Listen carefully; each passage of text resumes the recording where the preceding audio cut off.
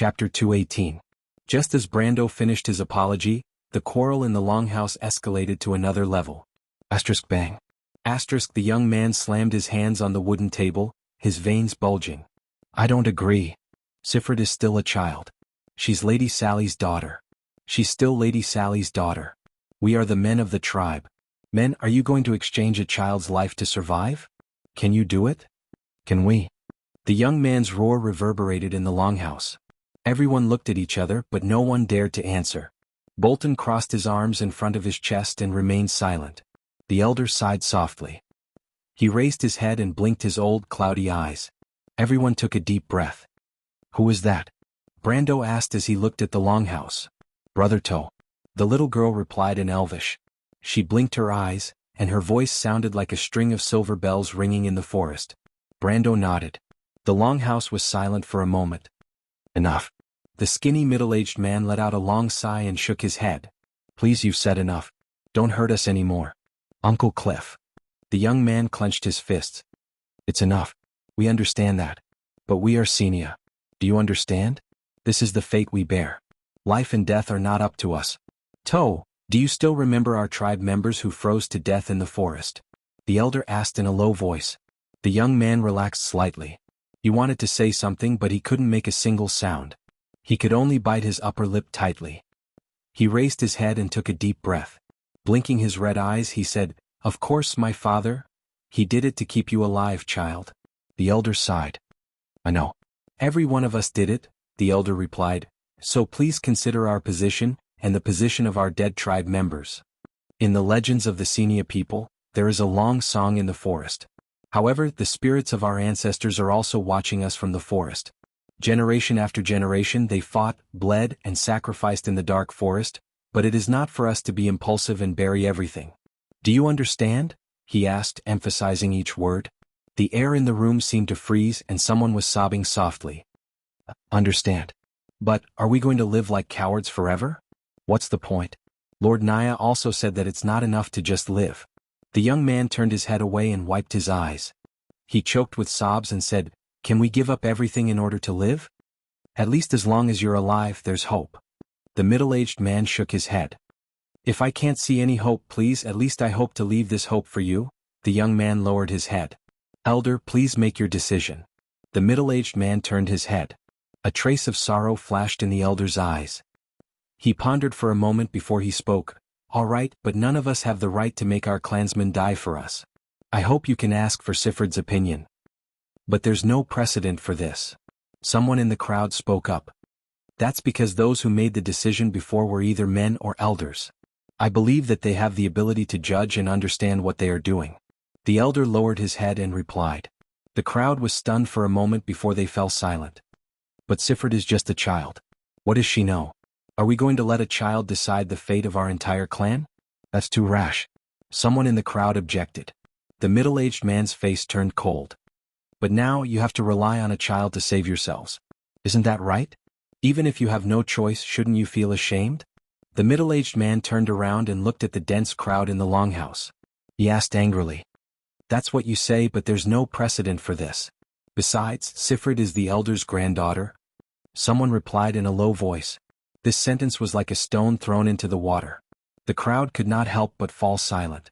Thor, who had lowered his head earlier, was startled for a moment before he reacted. He turned around like an angry lion and stared at the person who spoke in the crowd. To could not believe that someone would think like that at this moment. Indeed, she's not your daughter. So, can't you just give her away without a care in the world in exchange for your ignoble existence? You bastard, you don't deserve to be called a Senia. Now get the hell out of here. The young man was practically roaring at the top of his lungs. His intimidating glare caused the man to take a step back with a pale face. What are you talking about? I'm just saying a possibility, it doesn't mean it's true. That person stuttered as he replied. Besides, it's not like there's no such possibility. Can you guarantee that the elder doesn't think so? Are you the elder? The elder glanced at him and did not say a word. The young man clenched his fists and closed his eyes. He took a deep breath and was about to explode. But it was at this moment that a soft and weak voice penetrated the silence in the longhouse. Stop arguing. The door was pushed open without anyone noticing. Sifred, who was wearing a linen dress, was standing outside the door. She clenched her fists tightly and used all her strength to close her eyes and shout. "Everyone, stop arguing." She opened her tearful eyes and looked at everyone with teary eyes. "I'm sorry, father, grandfather, I'm sorry, it's all Sifred's fault." She sobbed as she looked at everyone in the room. "I'm sorry, father, grandfather, I'm sorry, it's all my fault." For a moment, the longhouse was silent except for Sifred's cries. The middle-aged man stood up and walked to Sifred's side. He crouched down and hugged the little girl. "I'm sorry. Sifred, we deserve to die, we deserve to die." Bolton, who was standing in the middle of the crowd, suddenly held his head and burst into tears. For a moment, everyone was speechless. Only the elder's gaze fell on the outside of the longhouse. The old man slowly stood up and bowed to Brando. "We've made a fool of ourselves in front of you, my lord." Brando placed his hand on the hilt of his sword and looked at the people in front of him without saying a word. At this moment he didn't even know what he was feeling. He felt like he couldn't utter a single word. His hand gripped the hilt of his sword so tightly that his knuckles cracked. It was as if this was the only way to make him feel better. He watched as the old Sinian elder stood up and looked at him with a solemn expression. The old man seemed to have made a great decision as he knelt down in front of Brendel and placed his head on the ground. "My lord, please help us. I know I can't cause trouble for my lord, but—" the old man pleaded with tears in his eyes. Everyone was silent. Their gazes were focused on Brando alone. The young man looked at the teary Sifred and the wailing Bolton and sighed in his heart. This is the so-called parting of life and death. He could not describe the feeling in his heart, but it was suffocating. He moved his lips as if he wanted to speak. But it was at this moment that he felt a warm and soft hand holding his hand.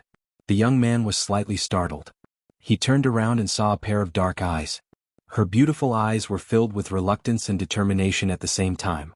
It was Amandina. She still followed him. Amandina could not bear to watch this scene.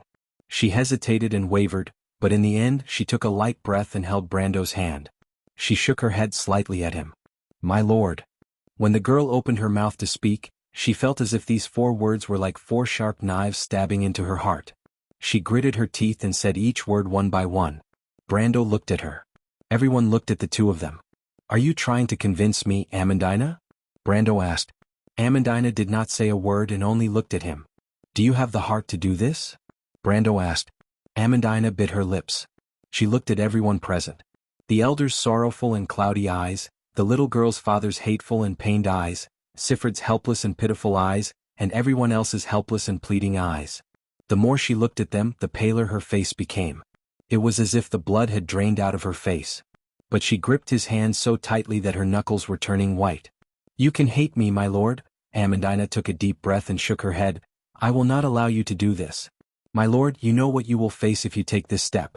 Grodin, Madara, the Randner family, and an endless army.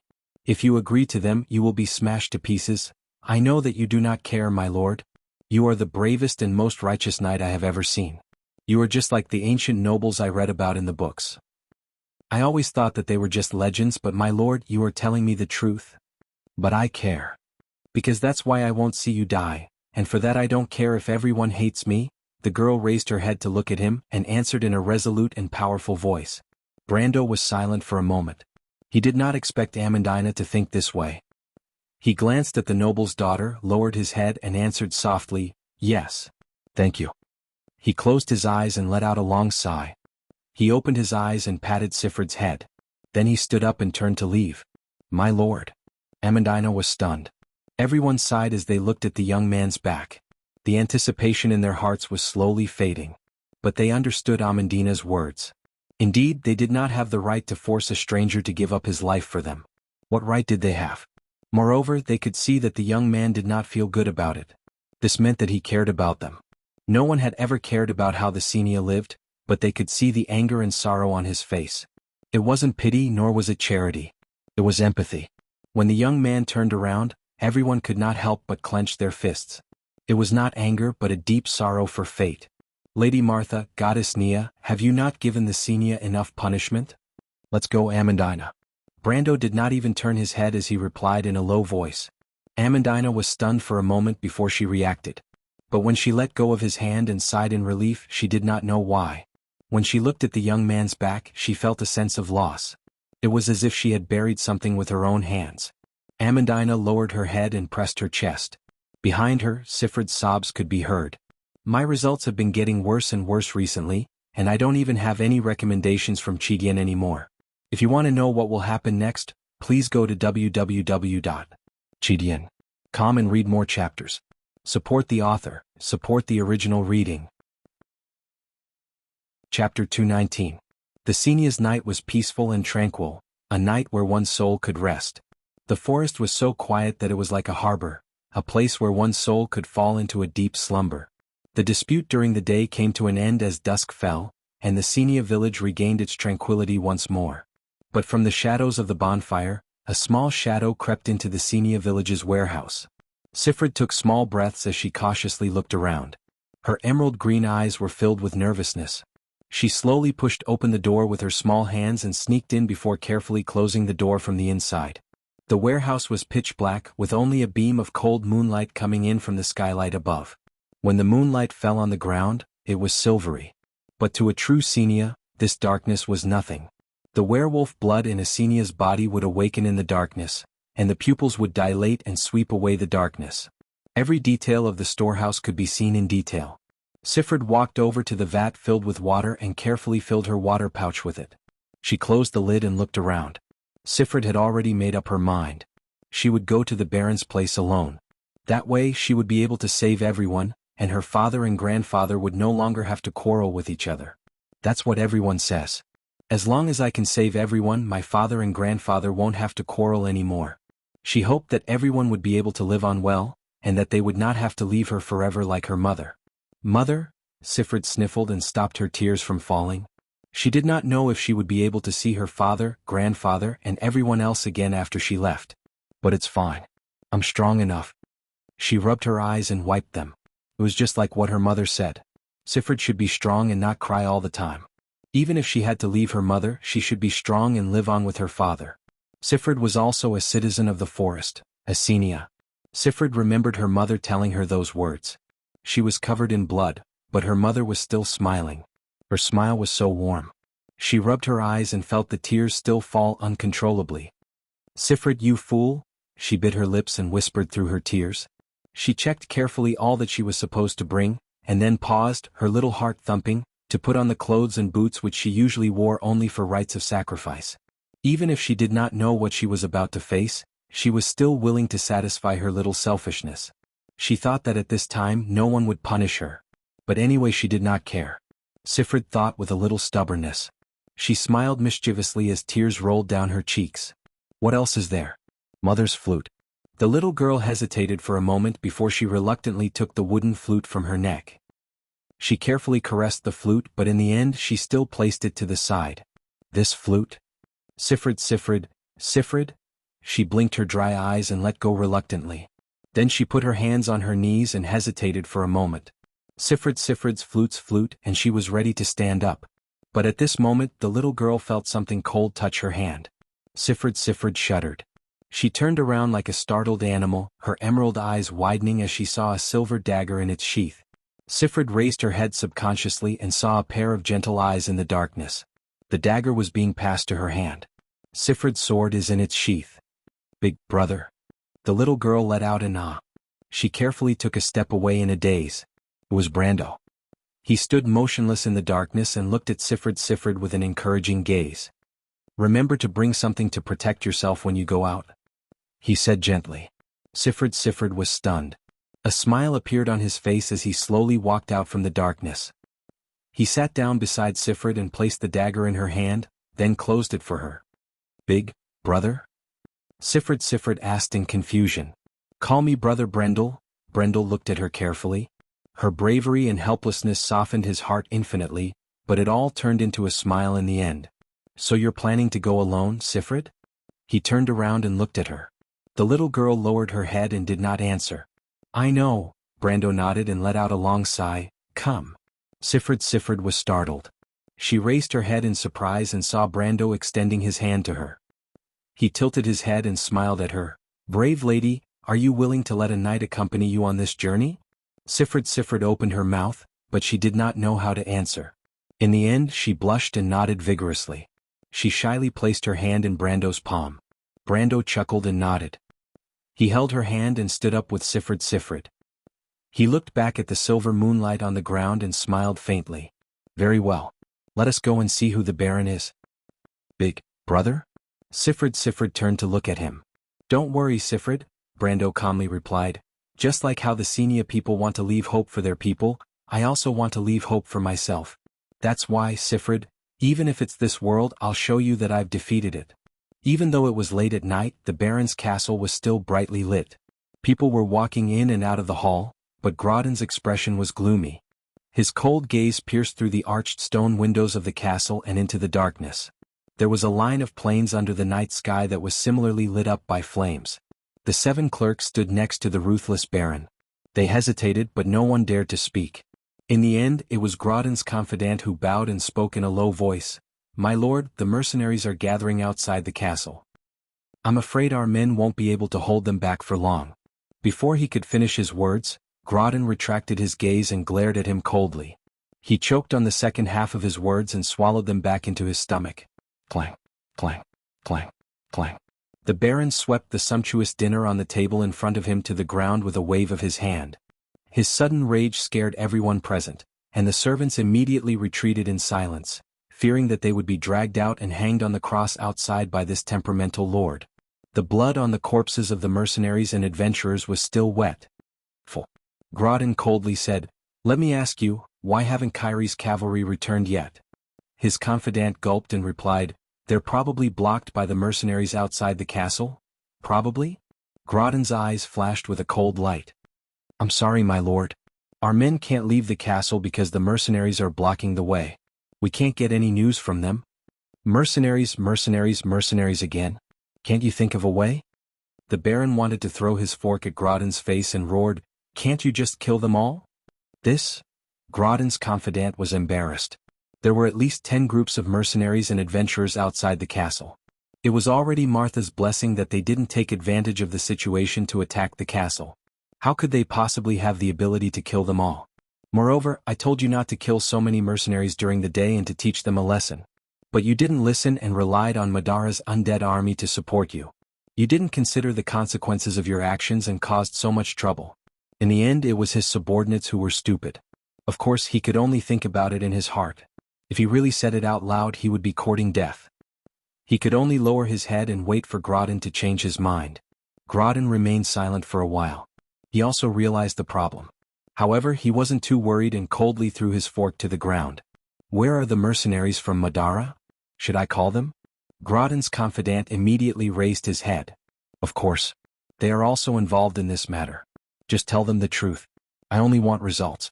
I don't want to see those filthy mercenaries in my territory tomorrow morning. Grodin waved his hand and coldly replied. Did he really kill them all? Everyone's expression changed. This was no small matter. But just like what Grodin's confidant had said, the mercenaries did not have the intention to seek justice from the local authority, the lord of the kingdom. The bonfire burned fiercely, illuminating the faces of everyone present. The young sorcerer apprentice looked at everyone present with a cold face. His eyes swept over the faces of these people one by one. Among them, there were mercenary leaders, adventurer representatives, and some wandering mercenaries. But aside from the indignation on their faces, most of them had their own little schemes hidden in their hearts. The young apprentice sighed. He knew that it was impossible for him to take revenge today, but he couldn't accept the death of so many of his companions. He clenched his fists, but his expression was cold as he questioned, Do you really not want to fight? So many of you have died, but you chose to remain silent. Have you ever thought that our lives are worthless in their eyes? That they can trample on us as they wish? Companions, friends, and comrades. Their bodies haven't even turned cold and you've already accepted your fate? His question was like throwing himself into a bottomless pit. There would never be an echo. Everyone looked at each other, but no one answered. Are we just going to let it go? Someone in the crowd asked in a low voice. What else can we do? They are nobles. Another person replied dejectedly. Not only nobles but lords as well, someone added. You think you can kill people as you wish just because you're a feudal lord? The young man said angrily. I don't think there's such a rule in the kingdom's laws, right? The bodies that are still hanging on the crosses were your living companions just a few hours ago. Don't you feel a little bit of anger? P.S. If you find this book to your liking, please support it. Chapter 220. After the young man finished his sentence, he took a deep breath and coughed twice. His face was ashen. "But anger can't feed you, young man." One of the older mercenaries looked at him with pity and said, "You talk to them about the law, but they talk to you about their fists. Their fists are big, but what can you do? We are all here, but they still don't care about us. What? Because they are not afraid of us. Even if we want to attack the city, can we get in?" Another mercenary said, "Don't be unrealistic. Don't forget that bastard has an army." The young man in the grayish-green robe gritted his teeth, but he couldn't answer. At this moment, a commotion broke out in the crowd. Everyone was stunned. The mercenary group leaders immediately turned their heads and roared, "What's going on? What's going on? What's going on?" "Boss, there are more people coming from the city. They have reinforcements." A mercenary near the city gate shouted. Hearing this answer, everyone frowned. Reinforcements? No wonder they were so fearless. In fact, when Rothko led his men to the top of the city wall, they saw a huge crowd below the city gate. Looking down from the top of the city wall, the entire plain outside the city was lit up by the light of bonfires. Beside the bonfire there were countless figures. It was impossible to count how many mercenaries or adventurers there were. The pale young man couldn't help but snort coldly. He turned around and looked at the rows of soldiers wrapped in black cloth behind him. He knew that there were terrifying skeletons hidden under the cloth. Skeleton soldiers, one of the most basic components of Madara's merciless killing machine. His gaze returned to the plain. He was a little impatient, but he still maintained a cold tone and said to the human officer beside him, "Tell them to leave in half an hour. Otherwise they will be killed." His words were as cold as a knife. After all, compared to commanding the battle here, this necromancer preferred to go back to his room in the basement to study the information he plundered from the human library. The noble officer looked at him carefully and quickly bowed his head. Although he was a little curious about where these unfamiliar allies came from, he knew that they were reinforcements sent by the Lord.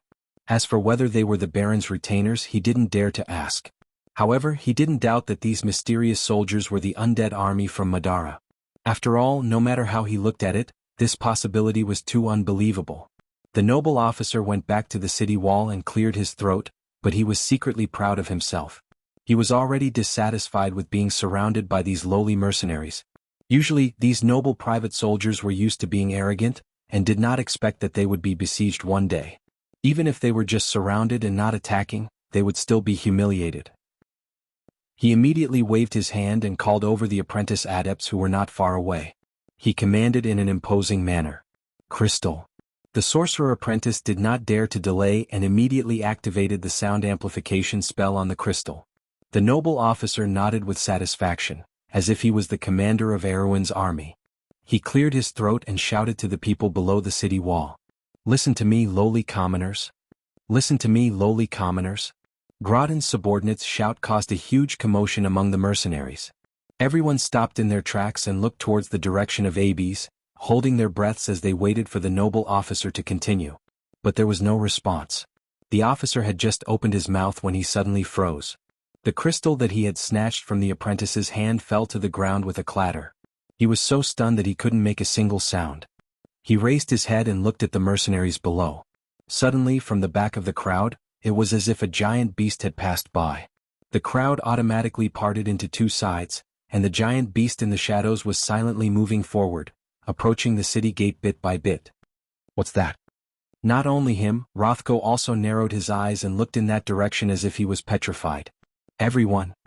Beside the bonfire, a young man dressed in a gray-green robe looked at the mercenaries with disappointment. "Can't we fight with our blood boiling? Even if it's just once? Yes, we are mercenaries and adventurers, but we also have our honor. This honor is the honor of protecting our comrades on the battlefield." He looked at the others and asked, "Are we going to throw away this honor? But if we don't rely on our comrades, how can we still be called mercenaries?" His words brought a silence, which seemed to echo the silence brought about by the distant shouts from above the gate. The mercenary commanders looked at each other, but they were still hesitant. They wanted to give their subordinates an explanation, but it wasn't as simple as saying it out loud.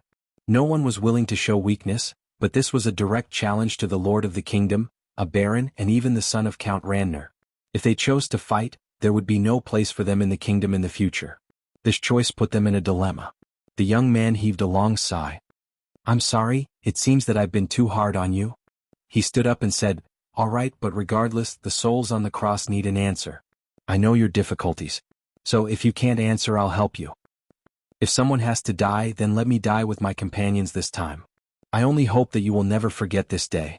That cold-blooded baron not only trampled on the lives of your comrades, but also your dignity. He turned around and left after he finished speaking. But before he could take 2 steps, someone called out to him, "Young man." The young wizard apprentice stopped. Where there's life, there's hope. Did you forget the words that the Lord asked you to pass on? I think what he meant was that he might bring us justice one day. Do you believe that? The young man interrupted him with a cold snort. He turned around. Do you believe in such a perfunctory answer? Those so-called high and mighty figures, none of them are good. His words were suddenly cut off. The young man's pupils dilated. He watched in disbelief as the crowd behind him became restless. Then, layer by layer, they parted. It was like a receding tide, or an invisible giant beast that separated the crowd, forcing them to move to the sides. The bonfire dimmed slightly and the temperature dropped rapidly. A layer of frost formed on the ground at a speed visible to the naked eye. Then the young wizard apprentice took a deep breath. He had already seen the figure behind the crowd. A young man and a young girl, 1 man and 1 sword. 1 man, 1 horse and 1 spear. Brando held Sifrid's hand and walked forward step by step. As he moved forward, the aura of a gold-ranked knight was like an invisible sword that separated the crowd. Those who were a step slower were almost suffocated by the cold aura. No one dared to stop him, and a wide path opened up between him and the south gate of Abes. No one dared to make a sound. All the mercenaries and adventurers present were silent as they watched the scene unfold. They watched as Brando passed through the crowd, and the mercenaries behind him maintained a certain distance from him as they silently followed him. It was like the relationship between a knight and a king. They also saw the young man holding the little girl beside him without saying a word. They slowly walked to the city gate and stopped. Everyone watched the scene unfold before their eyes. Sifrid also looked up at Brando, her emerald green eyes full of dependence. She placed her small hand in Brando's warm palm. The 2 of them walked through the dark forest and the wilderness under the night sky. Sifrid's heart was filled with this feeling. It was like the feeling between a mother and a father. It was warmth and stability. Brother Brando's hand was like a harbor. Brando also raised his head, his cold eyes reflecting the pale face of the noble officer. What do you want me to hear? The young man's voice was not loud, but it could be heard clearly in the silent camp. Soldier? The noble officer on top of the city wall was stunned. He opened his mouth, but even though the young man only glanced at him, he felt as if a sword had pierced through his chest. He subconsciously turned around to ask Rothko for help, but he discovered that Rothko had already disappeared from the city wall. He groaned in his heart, but he was forced to answer Brando's imposing manner. I mean you, all of you, disperse, or else, we will kill without mercy. A commotion broke out among the mercenaries below the city wall. They knew that the cold-blooded baron would not joke around with them, and many of them began to waver when the order was given. Brando only nodded. Is it over? He asked. It's over, it's over? The noble officer's hands were drenched in cold sweat. He did not know why he was so scared. Even though the boy was still far away from him, he had the illusion that a sharp sword was hanging over his head. Brando nodded again. Now it's my turn to say. After he finished speaking, he took a step forward. He pressed the scabbard down with his left hand and held the hilt with his right hand. When the long sword was unsheathed, it looked like a silver ray.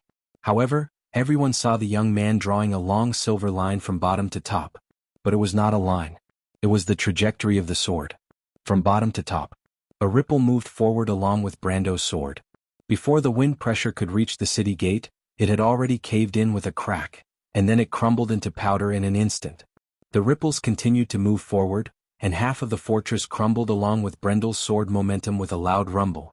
The wind from the sword swept past, and like a castle made of sand blown away by the wind, a section of the city wall that was close to 10 meters long crumbled into powder in an instant. Brando swung his sword in a semicircle in the air and took a step back. He sheathed his sword. He returned it to its scabbard. With a soft crack, the long sword broke into 4 pieces. P.S. Asking for support, thank you. To be continued. If you want to know what happened next, please go to www.chidian.com. There are more chapters. Support the author, support the legal reading. Chapter 221. With a cracking sound, The normal long sword in his hand could not withstand the power of a gold-ranked level 1 and had already broken into pieces within the sheath. Brando raised the scabbard and looked at it for a moment before throwing it away. The sword fell into the rubble. The young man turned around, his brown eyes reflecting the mercenaries' faces. He held Sifred's hand and spoke calmly, "I've brought my promise. Do you remember what you said?" His voice was calm, but it was like an unsheathed sword that pierced through everyone's hearts. The mercenaries opened their mouths, but they did not know what to say. "I remember." Only a young man wearing a gray-green robe rushed out from the crowd. He almost stumbled over to Brendel, then looked up at the young noble in front of him, his eyes flashing with a trace of disbelief. "He actually came. I remember." The apprentice gasped for breath and repeated in a low voice, "I'm here, my lord." Brando glanced at him. His gaze swept past him and landed on the other mercenaries. "Where are the others?" Silence filled the air. "You." The young man in the grayish-green robe looked around at these people angrily. He wished he could punch these people in the face and beat these cowards into submission. But there was still silence, a deathly silence. Brando only smiled. His gentle eyes seemed to reflect a layer of light. "If I were you, I wouldn't choose to offend two lords at the same time." A few soldiers in black robes stood up from the rubble. They raised their swords and rushed towards Brendel's back in a rigid manner. Brendel waved his hand behind him, and the first black-robed soldier who rushed to his side was sent flying. It shattered into pieces in mid-air and fell to the ground beside the injured but not dead nobles who were desperately crawling back. It was as if it was raining bones. The nobles were petrified and did not dare to move. The second skeleton soldier had already rushed to Brendel's side, but the youth did not even turn his head as he grabbed the right claw of the skeleton soldier that was trying to stab him. His left hand had already removed the skeleton's black steel longsword, and his right hand grabbed the skeleton's wrist and threw it over his shoulder, smashing it heavily to the ground and breaking it into pieces of broken bones. He held the black steel sword in his left hand and swung it backwards. A crescent of white light appeared. The dozen or so skeletons behind him were broken and fell to the ground. Brando put down his sword and turned around to face the fallen skeletons. He looked at the ruins of the stronghold and said, "Now I'll give you this honor." The young knight raised his sword and pointed it at the street in front of him. "On this street there are dead souls on the crosses. They silently watched your battle. Are you willing to fight alongside your former companions in another way?" At that moment, everyone seemed to have stopped breathing. No one spoke, but some turned their heads away, some blinked their teary eyes, and some silently pressed down on their swords. Yes, nothing moved these mercenaries more than fighting side by side with their companions and trusting each other. This was the only time and also the last time he would be able to fight side by side with his companions. "I'm sorry, but can I still show you my back?" "Companions." There were no extra words, only the sound of swords being unsheathed. The young wizard apprentice's hands drooped down weakly. He could not believe what he was seeing. He looked at the mercenaries who were silent just a moment ago. Now they were all biting their lips coldly. They did not say a word and pulled out their swords with a solemn face. The sword was the life of a mercenary. It was also a promise. The mercenaries stepped out with a sacred expression. At first it was one or two people, then more people. Silently, the swords and armors clashed against each other. Everyone stepped out silently and stood in a row behind the young knight. Brando smiled faintly. He put down his sword and felt a ball of fire burning in his chest. His expression was cold as he spoke. "Three leaders, step out." The three people in the crowd looked at each other and stepped out one by one. "Tell me your name." "Cornelius, at your service, my lord." "I am the leader of the Rose and Wine Mercenary Group." The handsome middle-aged man with long silver hair looked at Brando and bowed slightly. "Vern, the leader of the Firebrand Mercenary Group." The dark-skinned man crossed his arms and looked at Brando from head to toe. "Yuta, I am the person in charge of the Mountain Swallow Mercenary Group. My lord, forgive me for being blunt. Although I agreed to join with my men, it does not mean that I will follow all orders. I will choose my own method of action." The one who answered was a woman with a voluptuous figure and maroon hair. After she finished speaking, she looked at the young knight provocatively with her green eyes. Brando smiled casually. He replied, "I don't know your composition." He looked back at the beautiful woman and said, "But the mission I give you is very simple. You and Mr. Fern will each organize a team and stay here. You will also attack and control the West Gate. I only have one request for you. 3 hours. Before dawn breaks, I want to see the flags of your respective mercenary groups flying above the West Gate." His gaze then fell on the handsome middle-aged man with long silver hair, Cornelius. As for Mr. Cornelius, your mission is to lead your mercenary group and the remaining lone mercenaries to attack Abby's castle with me. I would like to hear the details. Cornelius bowed and replied calmly. Wait a minute, the very upset blonde Jana interrupted with a frown. West Gate? Why do we have to go to the West Gate? Isn't our goal to take down Abby's castle and kill that bastard? Brendel's face was calm as he replied, because that is only one of the targets. But I don't mind telling you directly, the enemies you will be facing are a group of undead, Madara's undead. What? Undead? The three of them were stunned. Groton is in cahoots with Madara, but the undead army cannot be hidden in the city. Perhaps there is a small portion of them, but the main force is definitely outside the city. I think they can only hide in the forest in the southwest. Your mission is to stop them from entering the city until we complete our mission. Brando said calmly. Yuta and Cornelius looked at each other and saw the hesitation in each other's eyes. Since my lord knows that Groton is in cahoots with Madara, then you must have many experts by your side. Attacking Abby's castle should be the most difficult task. Why didn't my lord choose the Firebrand Legion? Are you looking down on our strength? Cornelius frowned when he heard Fiden's words. Brando shook his head. As I said, I don't know your composition. But since I've chosen this formation then, he turned around and said, do as I say. He raised his head and looked at the street in the distance. All right, we don't have much time. Remember my words. One side is glory and the other is hell. I gave you a chance to choose and I hope that when you look back on this moment in the future, you will have a clear conscience. But you won't even have the chance to look back. Now, those who are willing to accept this honor, follow me. Brendel held Sifrid's hand and walked forward, stepping on the gravel with a loud crunch. The three commanders could hear the cold threat in Brando's words, and their hearts trembled. She raised her head and looked at him in a daze. She blinked and said word by word, Brother? Brendel? You don't have to fight for Sifrid. I heard Grandpa and the others say that as long as Sifrid is there, everything will be safe. Brando only smiled when he heard her words. Sifrid, you don't understand. This isn't just about you. He looked at the 2 rows of crosses that stretched into the darkness in a daze. It's about me. I've chosen the path of iron and blood, the path of sword and fire. That's all, that's right. When Brando chose to come back here and face his own cowardice, the path in front of him became rugged and difficult. It was as if he was walking towards the end of a blazing fire, and the path was filled with thorns and blood. But he still chose to come back. If his rage in the afternoon was just a momentary lapse in his thoughts, then the choice between Sifrid and the Senia was his final revelation. It was an eternal truth, and if he chose to run away from it, then he would forever be a loser. He who wins is strong and he who wins is strong. Indeed, he had thought of a simpler way. If he chose to ignore everything that he stood for, then he could easily find the territory that he had always dreamed of. Then he could hide his wings and absorb nutrients from the shadows to gradually become stronger and eventually dominate everything. But was that what he wanted? Gaining power but losing everything? Was that what he wanted? But Brando could not help but laugh. In the end, he still came up with the most complicated plan. He had tried countless times to avoid such a result, to avoid putting himself at the other end of the wheel of fate like a gambler. But after every step, he returned to the same place with the plan in his hands. Brendel smiled faintly. He really wanted to follow Amandina's plan. It was so safe, so simple, and the noble girl's choice was so logical.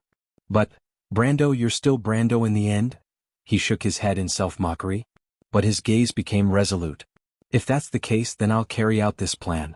Even if there's only one chance. But just like in the past, just like when he was Sophie, a level 130 warrior, he had to face Madara's army. Step by step he would succeed. Or die. Brando turned around and saw the young apprentice chasing after him. The young apprentice seemed to have reorganized his emotions, and his face returned to its usual indifference. My lord? Do you hear that sound? Brando did not answer and only asked. What sound? The sound of war. Brando took out a silver card from his pocket and answered calmly. In that moment, the ground trembled, and the noble's cavalry charged out from the corner of the street. If you want to know what will happen next, please go to www.chidian.com. There are more chapters. Support the author. Support the original reading. Chapter 222. The cold air churned in the night, and a rumbling sound came from afar. The noble cavalrymen in bright armor pulled down their metal masks in unison, and their long spears were laid flat in rows. Their war horses neighed and rushed out from the corner of the street. At that moment the earth trembled. But Brando just looked at these noble soldiers coldly. He held up the silver card in his hand with his index and middle fingers and threw it forward easily. Unicorn Knight, enter, Brando read. The card drew an arc and fell to the ground. Everyone saw that at that moment, white light intertwined and gradually fell from the night sky. However, behind the curtain of light, the girl knight slowly passed through the door made of light with a silver shuttle in her hand.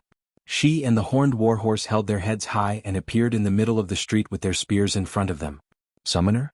The battlefield was stagnant.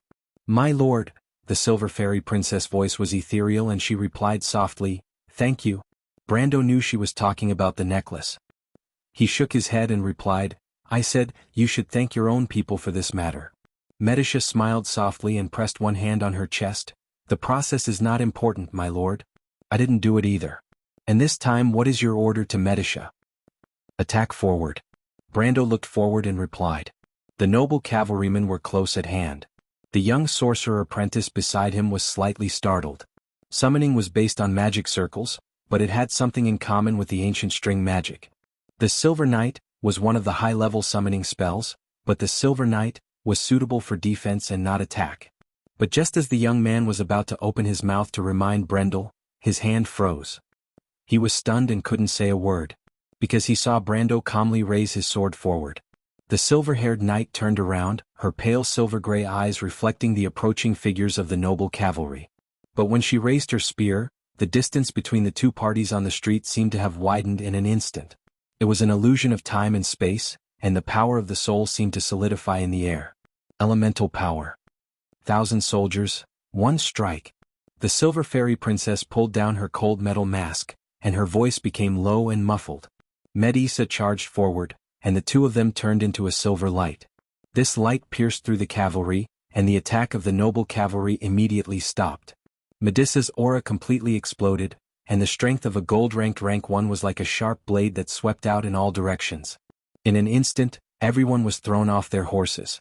Gold rank. Another one. The three mercenary leaders, Janna, Rabin, Cornelius, and the rest of the mercenaries sucked in a cold breath. It was rare to see a gold-ranked mercenary in such a remote place, but they did not expect to see two of them. Two gold-ranked mercenaries, and one of them seemed to be the young man's summon. Who in the world is he? The three of them rejoiced that they did not choose the wrong side. Even though Grodin's arrest warrant was enough to send them to the ends of the earth, Brendel's strength was enough to kill them one by one. The difference between a gold-ranker's strength and a silver-ranked and iron-ranked strength was like heaven and earth. When Cornelius saw this, the silver-haired middle-aged man gritted his teeth, and his light blue eyes flashed with determination. He drew his sword and waved his hand forward. Members of the Rose and Wine, for our fallen comrades, fight. Fight. The mercenaries behind the middle-aged mercenary leader stepped forward one after another in agreement. Brando watched as the mercenaries moved past him and joined the battle. The noble cavalrymen were in a deadlock after their initial setback. But this was only one of the places where Grodin's men were fighting. Brando believed that Grodin's men would continue to arrive. The other party would want to know what had happened. He turned around and looked at the silver-haired middle-aged man. My lord, the Rose and Wine mercenaries are here to fight alongside you. Cornelius looked forward and replied in a low voice, I hope that you can lead us out of this predicament. Brando smiled and didn't comment further. He could see that this fellow was unwilling to give up. It made sense. He had practically forced them onto this path by force. How could the other party be willing to give up just like that? But since he had chosen this path, he had to take it one step at a time. Of course, he would rely on these mercenaries, but he wouldn't be under their control. This was only the first move in this game of chess, and the killing had only just begun. He raised his sword and pointed it at Ferber Castle in the darkness. Mr. Cornelius? What? The silver-haired middle-aged man was stunned. We will talk about the next step once we reach there. Otherwise, you and I will be reduced to ashes. No matter how much you say, it's meaningless. Brendel said flatly, pausing between each word. Cornelius was stunned. Do you really want to kill him, my lord? He felt that his mouth was a little dry and could not help but moisten his throat. Grodin is a noble of the kingdom and he is also the son of Count Randner. I think that we should teach him a lesson. That should be enough? Brando glanced at him and shook his head. He shook his head and thought to himself, Aween's hierarchy is so strict that even an experienced and cunning mercenary like Cornelius can't help but be naive when it comes to such matters. It's not that I want to kill him, Mr. Cornelius, Cornelius smiled, it's that he has committed so much injustice that he deserves to die. The silver-haired middle-aged man was stunned. He gritted his teeth and clenched his fists. At the back, the red-haired mercenary leader Jana looked at the scene with her emerald eyes. She turned to look at Rabin and said with interest, Cornelius, that bastard, seems like he's determined to follow us to the end. It's rare to see him do that. Humph, Cornelius snorted and looked at Cornelius with disdain. He's just a fox. The battle was still ongoing. Baron Grodin's reinforcements seemed to be coming from all directions, and the rumbling of hooves could be heard from the streets. Yuda's eyes flashed and she immediately pointed at the tall man. Rabin, you stay here. I'll go and support that lord. As for the west gate, leave it to me and my men. Why should I stay here? Rabin was surprised and frowned. The firebrand mercenaries are not any weaker than any of you. Yuda smiled. What, you want to fight with a weak woman like me? Rabin, I heard that you used to be a knight. Shouldn't a knight be more courteous? The tall man snorted slightly, turned his head and ignored her. He stabbed his greatsword into the ground and a crisp sound could be heard. Rabin looked up and swept his gaze over the heads of the firebrand mercenaries and the other mercenaries. He then ordered in a low, muffled voice, Before dawn, not a single undead is allowed to enter the city. If anyone dares to take a step back, I'll crush their balls. With that, he raised his right fist. A moment later, what responded to him was a sea of weapons raised high in the air, without a single sound. Yuda's smile blossomed on her face. She pursed her lips and smiled, but her expression quickly turned serious. When she turned around, her delicate face was already ice cold. The red-haired female mercenary group leader looked at her men and stretched out her hand to the right. My men, follow me. Her voice was as cold as the edge of a blade. Rabin silently looked back at the red-haired mercenary leader. A knight's courtesy did not allow women and children to participate in the battle, but this time he did not refuse because he knew that Yuda's only sister died in the massacre this morning. For the survival of the mercenary group, they all chose to remain silent. Even if their hearts were burning with the flames of revenge, they still chose to turn around and not face this dark world. That young man forced them to this point, but it also represented the choice in their hearts, allowing them to face everything head-on. Facing their own hearts and the raging flames of anger. Rabin looked back at the boundless night sky and sighed inexplicably. Thought, with the first ray of light there will be dawn. But where is the light? If the battlefield was a huge chessboard, then the chessboard became lively at this moment. The nobles' cavalry could not stop Brando's advance, and the crossbowmen quickly got into position to attack from the rear. These heavily armored crossbowmen were the core component of the nobles' private army. They raised their four-armed crossbows high, twisted the bowstrings and put the steel arrows in place. Then with a single command, a rain of locusts flew towards them. A rain of black arrows covered the sky, and the frontline mercenaries immediately fell down in a row. The silver-haired, middle-aged mercenary leader swung his sword and broke the arrow that was shot at him. He gritted his teeth with a gloomy expression when he saw the casualties on his side. But when the arrows reached Brando's side, the young man shielded Sifred with one hand and waved his right hand. The white raven sword art brought about a gust of wind that caused the arrows to fly back and hit the wall. He pressed his sword forward and Medisha took the lead. The second line of defense that the city's defenders had painstakingly built up was in imminent danger. The nobles' private army could rely on the two silver-ranked knights, but they discovered that their opponent was not just a gold-ranked warrior. She was a true silver elven knight. Under the influence of centuries of battle techniques, the silver elven girl's senses in battle far exceeded that of ordinary people. She dodged the spears in the hands of the two knights like a gust of wind, and she had already swept the two of them off their war horses. In an instant, the heavily armored crossbowmen found themselves facing a terrifying unicorn knight. There was no longer any obstruction between them. Medisha put down her spear with one hand, and her silver eyes were cold. The defenders were routed. To be continued. If you want to know what will happen next, please go to www.gdn.com to read more chapters. Support the author, support the original reading. Chapter 223. Grodin's face was stiff as he stood on the balcony, watching the torches converge towards a single point in the darkness. Ever since he heard that the damned Viscount Gaston had returned, he felt both regret and fear. He regretted that he didn't listen to his trusted aide's suggestion to force Viscount Gaston to stay. Instead, he was overcautious and lost a good opportunity. But other than regret, he was even more afraid. Even though he knew that the generals of Madara were in the city, and that those skeletons would not allow him to die here, he still felt an instinctive fear gripping his heart. It was like a sharp sword hanging high in the sky, and he could feel the chill on his head. He could not help but touch the wound on his cheek. Even though he tried to look calm on the surface, his heart was cold. He still remembered Brando's cold gaze and the words he said to him. "Keep your head, I'll take it another day." But he did not expect that it had only been a day since that day. The Baron turned his head. Behind him stood an unfamiliar guest. The latter was clad in black chainmail, and his entire body was shrouded in a long black, winged cloak. He also wore a black metal mask, revealing only a pair of bright golden eyes. His sharp metal gloves held a huge scythe that rested on his shoulder, and he looked calmly into the distance. If Brando was here, he would have noticed the silver scale on the man's chest. Only one of Madara's generals had such an insignia. The Black Knight, Judge White? Tiamas? Chiyoyu. One of Madara's 4 Knights of the Apocalypse. But he was different from the White Knight Ebden and the Red Knight Ladios. Tiamas? Chiyoyu held a high position even before the First War of the Black Roses. He was Tarkus's right-hand man.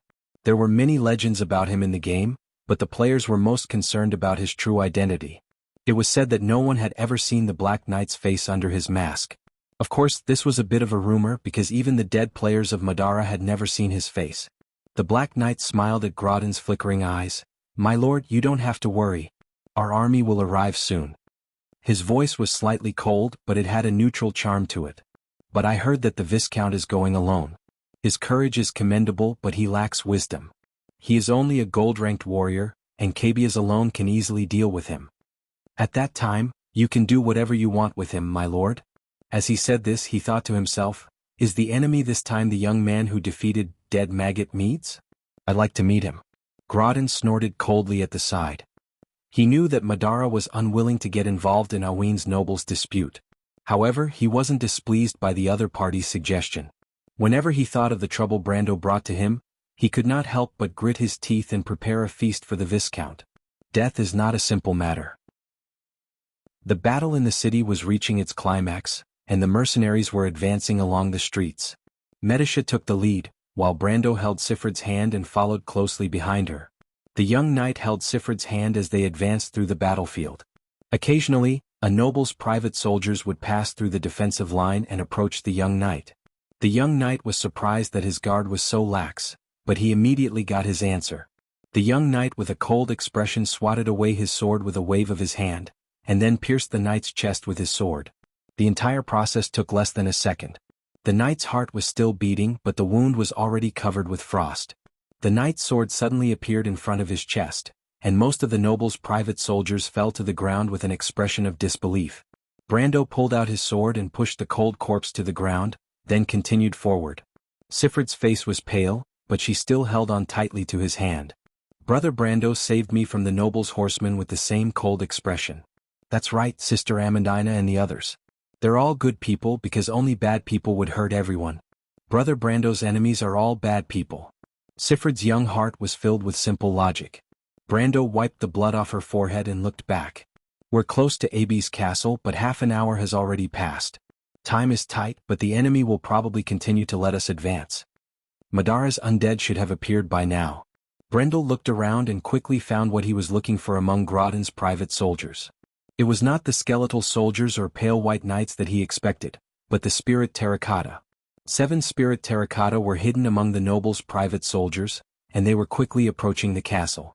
Their movements were so secretive that no one, including Medisha, noticed the killing intent hidden under the surface.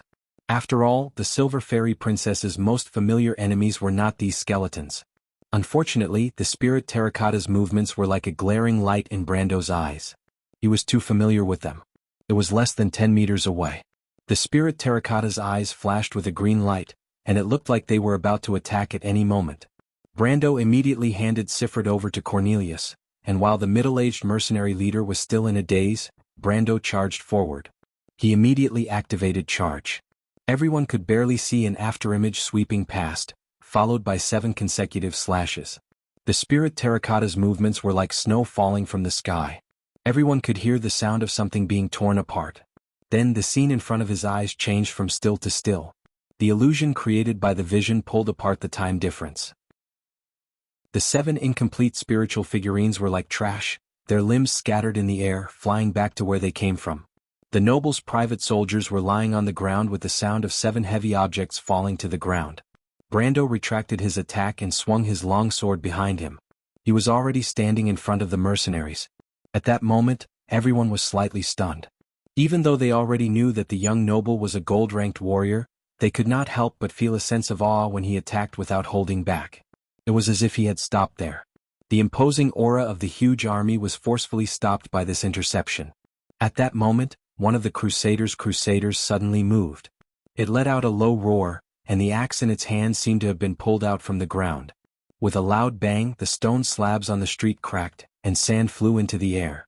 The terrifying monster had pushed aside the dozen or so soldiers in front of it, and swung its axe towards Brando. Brando looked at the monster without moving. He remembered that a few months ago, he was chased by the same monster in Bragg's auction house.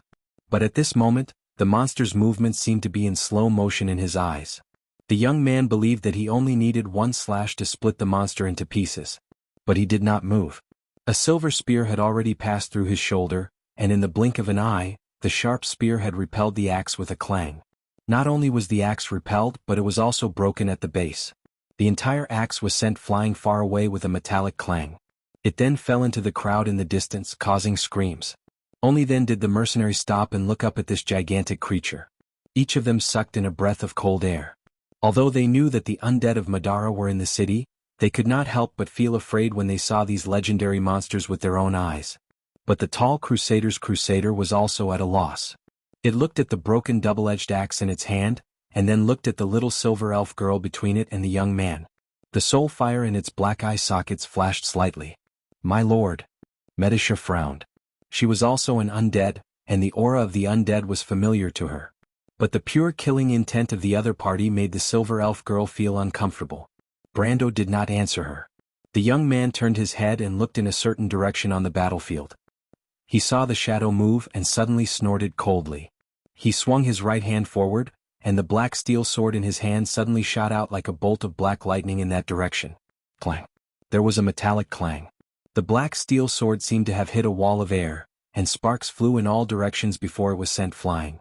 It hit the ground 3 times and slid for a long distance before coming to a stop. The young man's gaze did not move. He saw the air slowly move as if a layer of translucent black fog was dispersing, and then a tall skeleton with a battle axe and brass armor was revealed.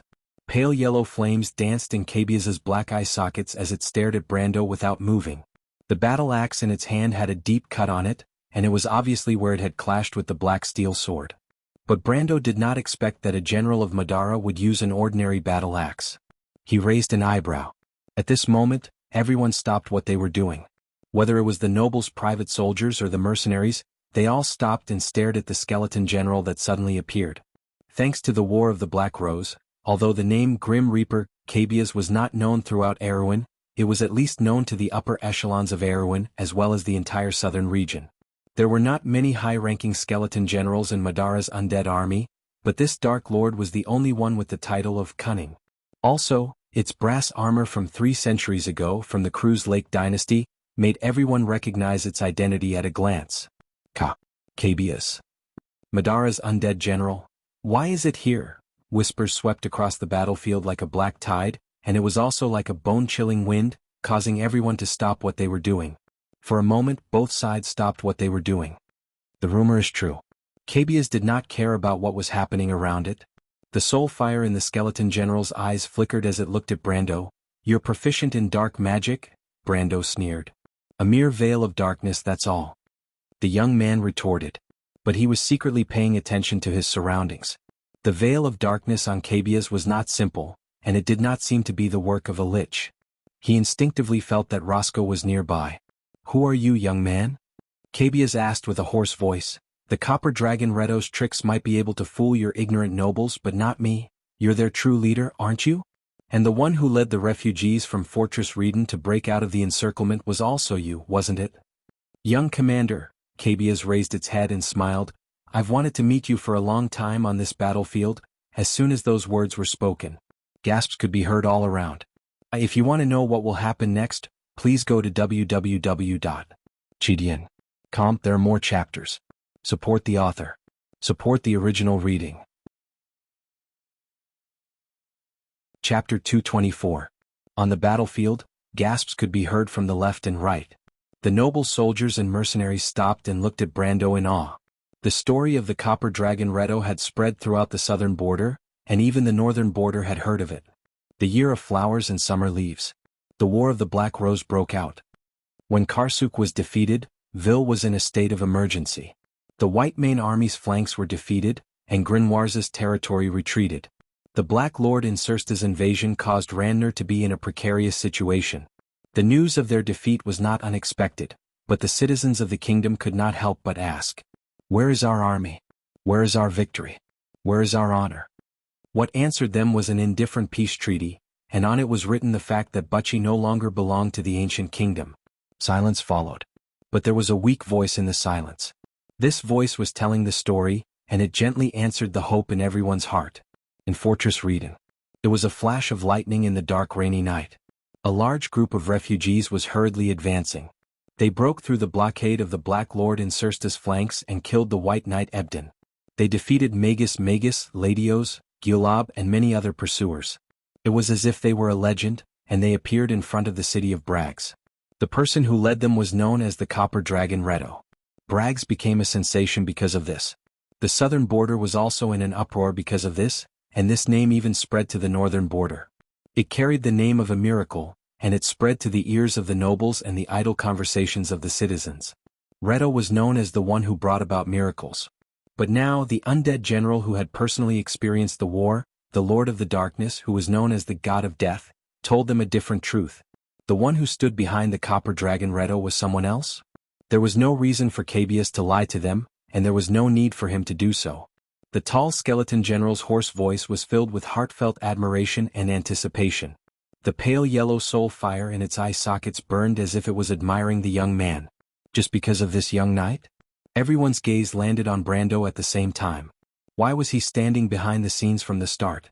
If not for Cabius, wouldn't his name have never been known to the world? The mercenaries and noble soldiers could not imagine that there would be someone who would refuse such a lofty reputation and honor. Of course, they could not imagine what kind of situation and choice Brando had faced at that time. They only saw that the young man's only reaction was a faint smile. That wasn't rejection, but disdain. Everyone subconsciously took a deep breath. It was as if they had experienced the state of leaving with a flick of the sleeve after the matter is done, and hiding deep in the name at that moment. Who was he? Brando didn't say a word, but a mysterious halo had involuntarily descended upon him.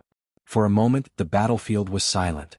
It was a pity that Brando didn't know what the others were thinking, or else he would have felt lucky. It wasn't because he was disdainful but because he was exposed by Cabius.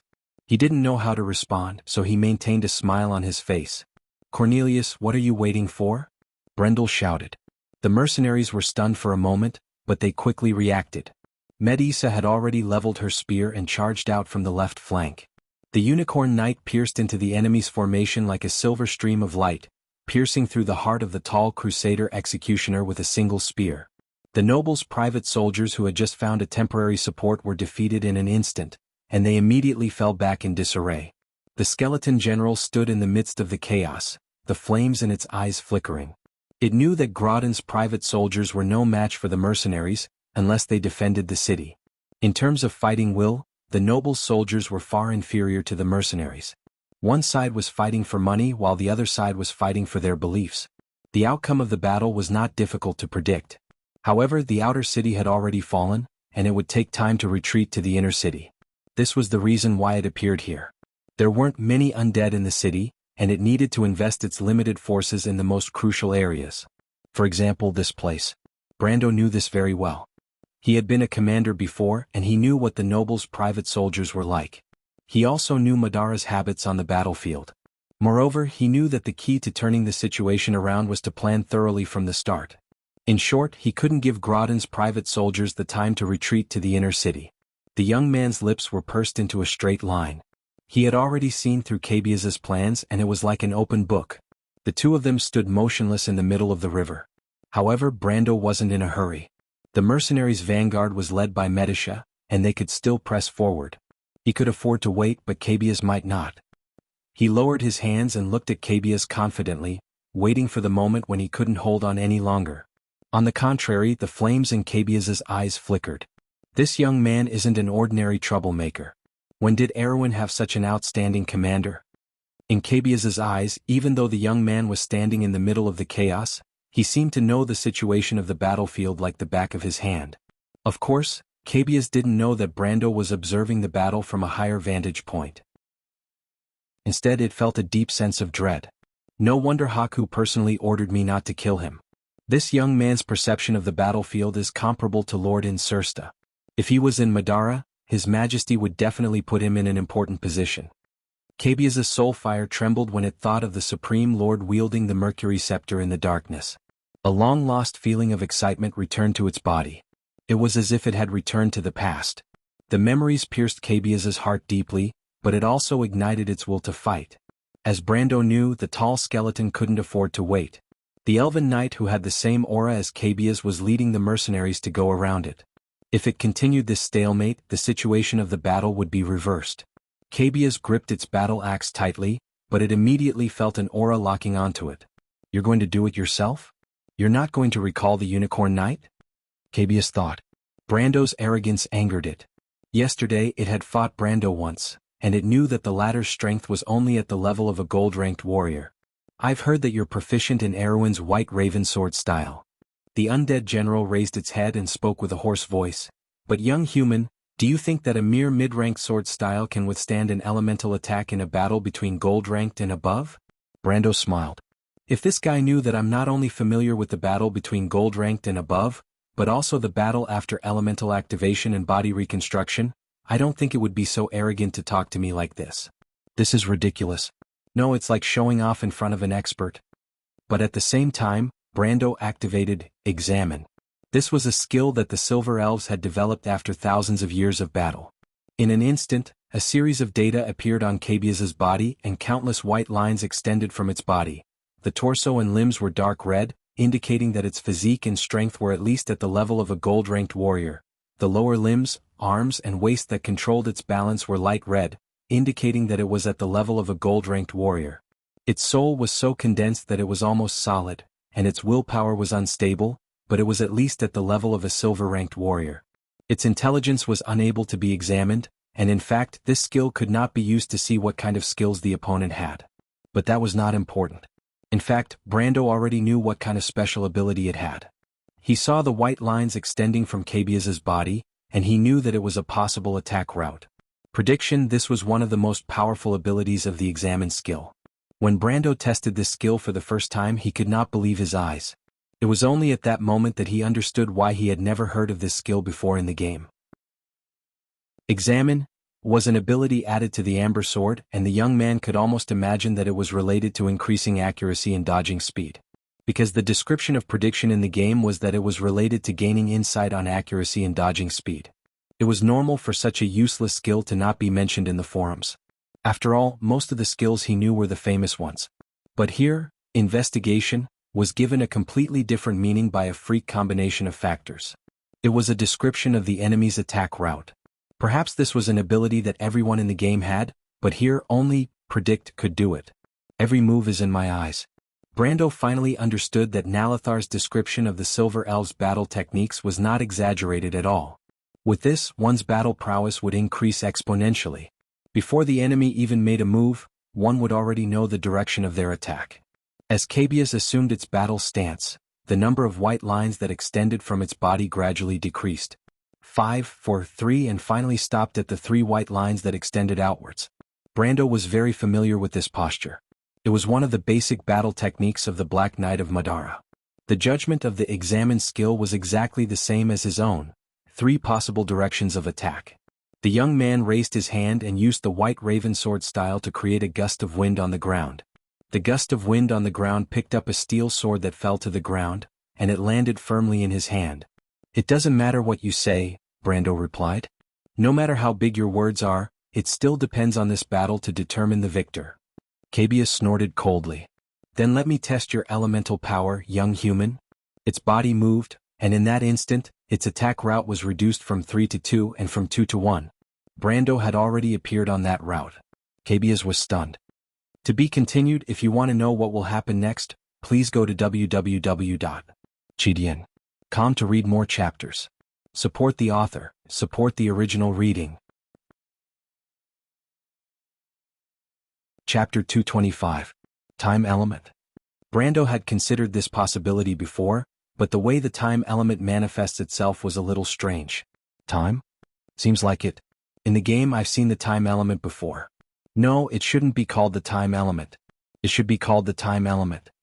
However, it was also a legendary story of a shameless warrior who defeated a RMB warrior.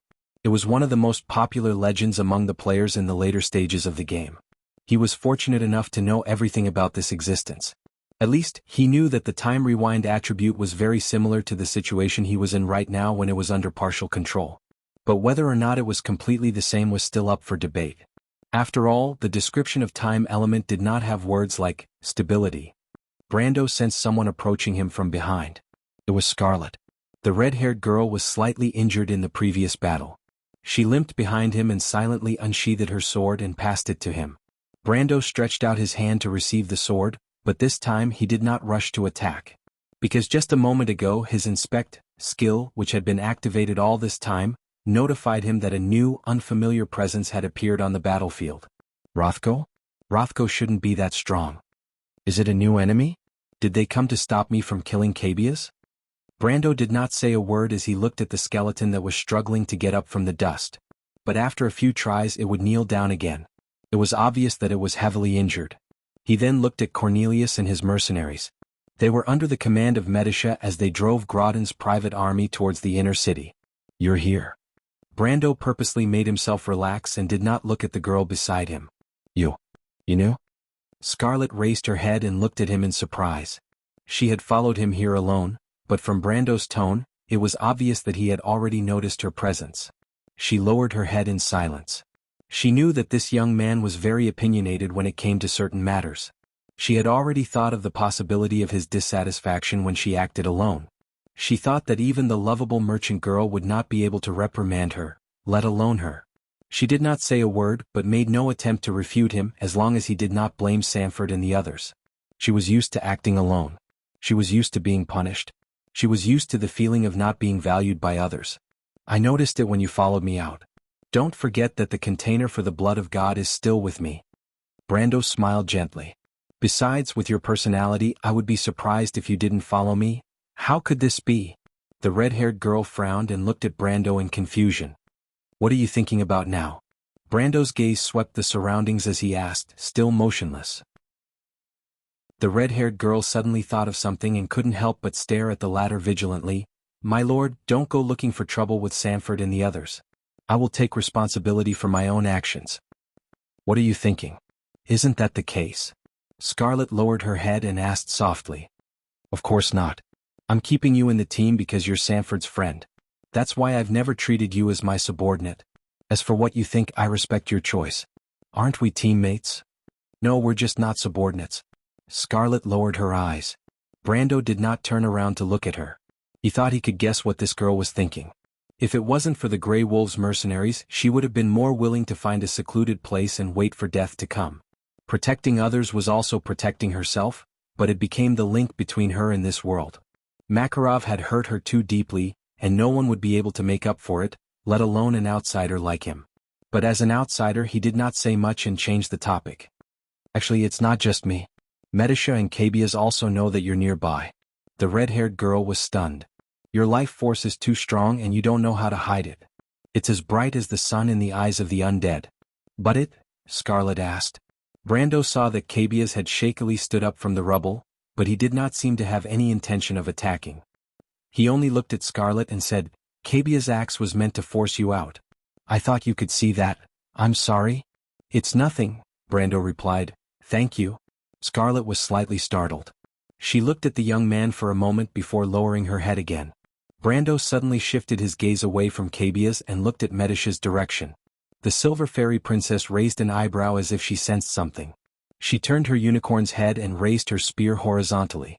The mercenaries immediately stopped. Even though their commander was still Cornelius, the Silver Elf's performance in the previous battle had deeply impressed them. Be it in terms of bravery or wisdom, even Cornelius himself had to admit that the gap between him and Medisha was too great. They originally thought that only Grodin's private army would participate in this battle, but now that Madara's army had joined the battle, they were at a loss for what to do. After all, the War of the Black Rose had just ended, and the fear of the undead army still lingered in everyone's hearts. Under such circumstances, they had no choice but to rely on those who could control the situation. For example, Medisha. And for example, Brando. "My lord?" Medisha's voice sounded in his mind. "Are we not going to pursue? The undead still have reinforcements." Brando looked around. The aura that had been lying dormant on the battlefield had become obvious, but it was obvious that the enemy had not noticed that he had already discovered it. The young man looked in a certain direction and frowned slightly. The swaying black fog in the shadows caught his attention. What a high-level curtain of darkness. The young man's heart skipped a beat. "Medisha, be careful." Brando shouted in his mind, but it was too late. A black shadow had already shot towards the silver fairy princess on the unicorn's back. Asterisk bang. Asterisk, the sharp sound of weapons clashing against each other was heard. Brando saw the silver elf being sent flying into the distance and landing in the middle of the crowd. Silver elf. After the black shadow succeeded in its attack, it let out a soft exclamation of surprise. However, it immediately retreated backwards like a black line that bounced off the surrounding buildings. After a few leaps, it finally landed in the middle of the road. Brendel finally saw the man's face clearly. The familiar black chain mail and cloak immediately made the young man suck in a breath of cold air.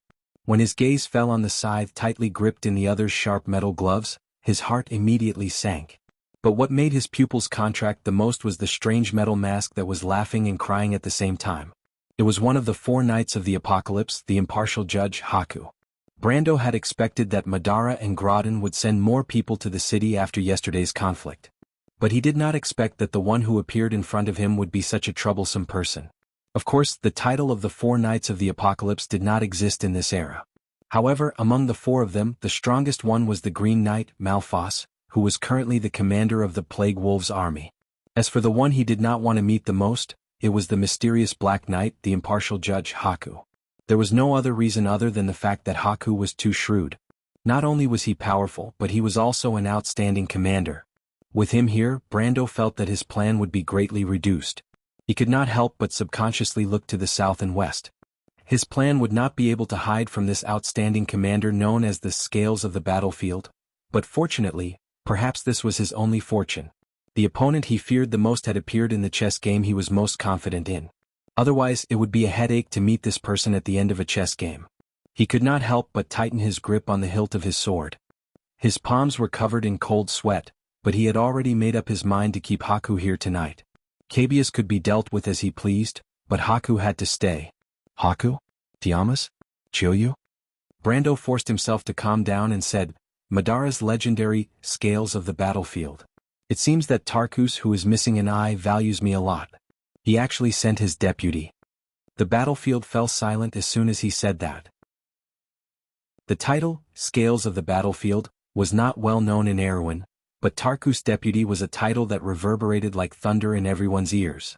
In fact, the mercenaries who were helping Medisa up almost dropped their weapons when they heard those words.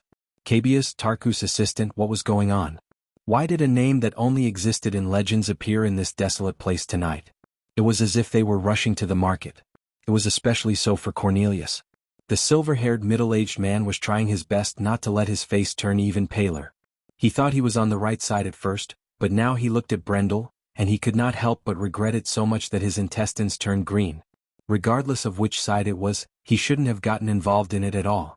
The Black Knight was also startled. "It seems that you are very familiar with us." A magnetic voice came from under the metal mask. "Human, you are not Viscount Gaston. You are also not Brando from Bucci. You said that you are a Highland Knight, but even a wizard from the Black Tower would not know so much about Madara. It seems that our investigation of you has completely failed, human." He sneered, "But I have a personal guess. I suspect that you are one of the ancestors." Ancestors? Brando immediately heard Scarlet let out a soft, behind him. To be continued. If you want to know what will happen next, please go to www.chidian.com to read more chapters. Support the author, support the original reading. Chapter 226. Clang. The battle axe was forced to clash with the longsword. Both man and undead were forced to retreat after clashing head-on. Cabius took a few steps back before stabbing its battle axe into the ground to stabilize itself. As for Brando, he crashed into the crowd behind him. What kind of skill is this? The tall skeleton leaned back to regain its balance, and immediately shouted in shock and anger. Although it did not understand how Brando was able to see through its attack, it could guess what was going on. A technique that will take your life. Brando coldly replied. Taking advantage of Cabius's anger, Brando stood up and slashed at Cabius with his sword. The skill was unexpectedly useful, but it was also within his expectations. Only a skill like this was worthy of the title, Divine Skill, in his heart. Even though Brendel's speed was fast in the eyes of the bystanders, it was as slow as a tortoise in Cabius's eyes. Only when the long sword was about to pierce through its ribs did it pull its hands back, preparing to deal a heavy blow to Brando. The white lines around Cabius's body suddenly changed and formed a new net. My lord. The Silver Fairy Princess turned around and saw this scene. Brando also realized that his sword had missed. But a miracle happened. A figure like a flame appeared in front of everyone's eyes. Clang. The spear of lightning, Logos, suddenly appeared between the two, firmly blocking Cabius's pitch-black battle axe. At that moment, everyone saw a long, dazzling red ponytail fluttering in the night sky. The red-haired girl leaned back slightly, but she held on tightly to the hilt of her halberd to stabilize herself. Scarlet lowered her head, her amber eyes filled with calmness. On the other side of her, there was another loud sound. Time seemed to have stopped, and Brendel's sword accurately struck Cabius's right chest. The impact from the explosion created a turbulence in the armor behind the steel-like ribs, causing the air to swirl and break through the thin barrier of the skeleton. Cabius could feel that at least 3 of his ribs were broken. Then it roared as it was sent flying. That's impossible. This thought took root in the minds of Brendel, Cabius, and even the Silver Elf Princess who was watching from afar. How is this possible? The 3 of them clearly felt that Brendel's sword had missed, and Cabius had dodged to the side. But when Brendel's sword came into contact with his body, they realized that Cabius's sword was about to hit him. Cabius's body was still in its original position. Was it an illusion? But Brando had subconsciously used all his strength to press down on the long sword, and a white frost spread out from his sword, forming a radiant curtain of frost in front of him. Cabius was sent flying by the icy wind, crashing heavily onto the ground. Along with its brass armor, it was sent flying for a few rounds before finally coming to a stop after crashing into a wall. With a loud bang, smoke and dust flew everywhere. There was a cracking sound. The longsword cracked and then it shattered into pieces. Brando held on to the hilt, forgetting to continue his attack. What he saw just now was not an illusion. With his level 130 combat experience, he would not make such a ridiculous mistake in a low-level brawl. Did he see wrongly? Was it even possible for a level 130 warrior to do that? He threw away the sword hilt and pulled out another sword from a nearby noble's corpse. It was awkward to say that these common longswords could no longer withstand his gold-rank strength. He missed the Thorn of Light very much. Although it was a low-level weapon, it was still a magic weapon. Cabius stood up shakily from the ruins. Although the previous attack was not enough to injure it, it was not in a good state. Brando had just stepped into the gold-ranked realm, but his strength was still at the level of a low-level gold-ranked warrior.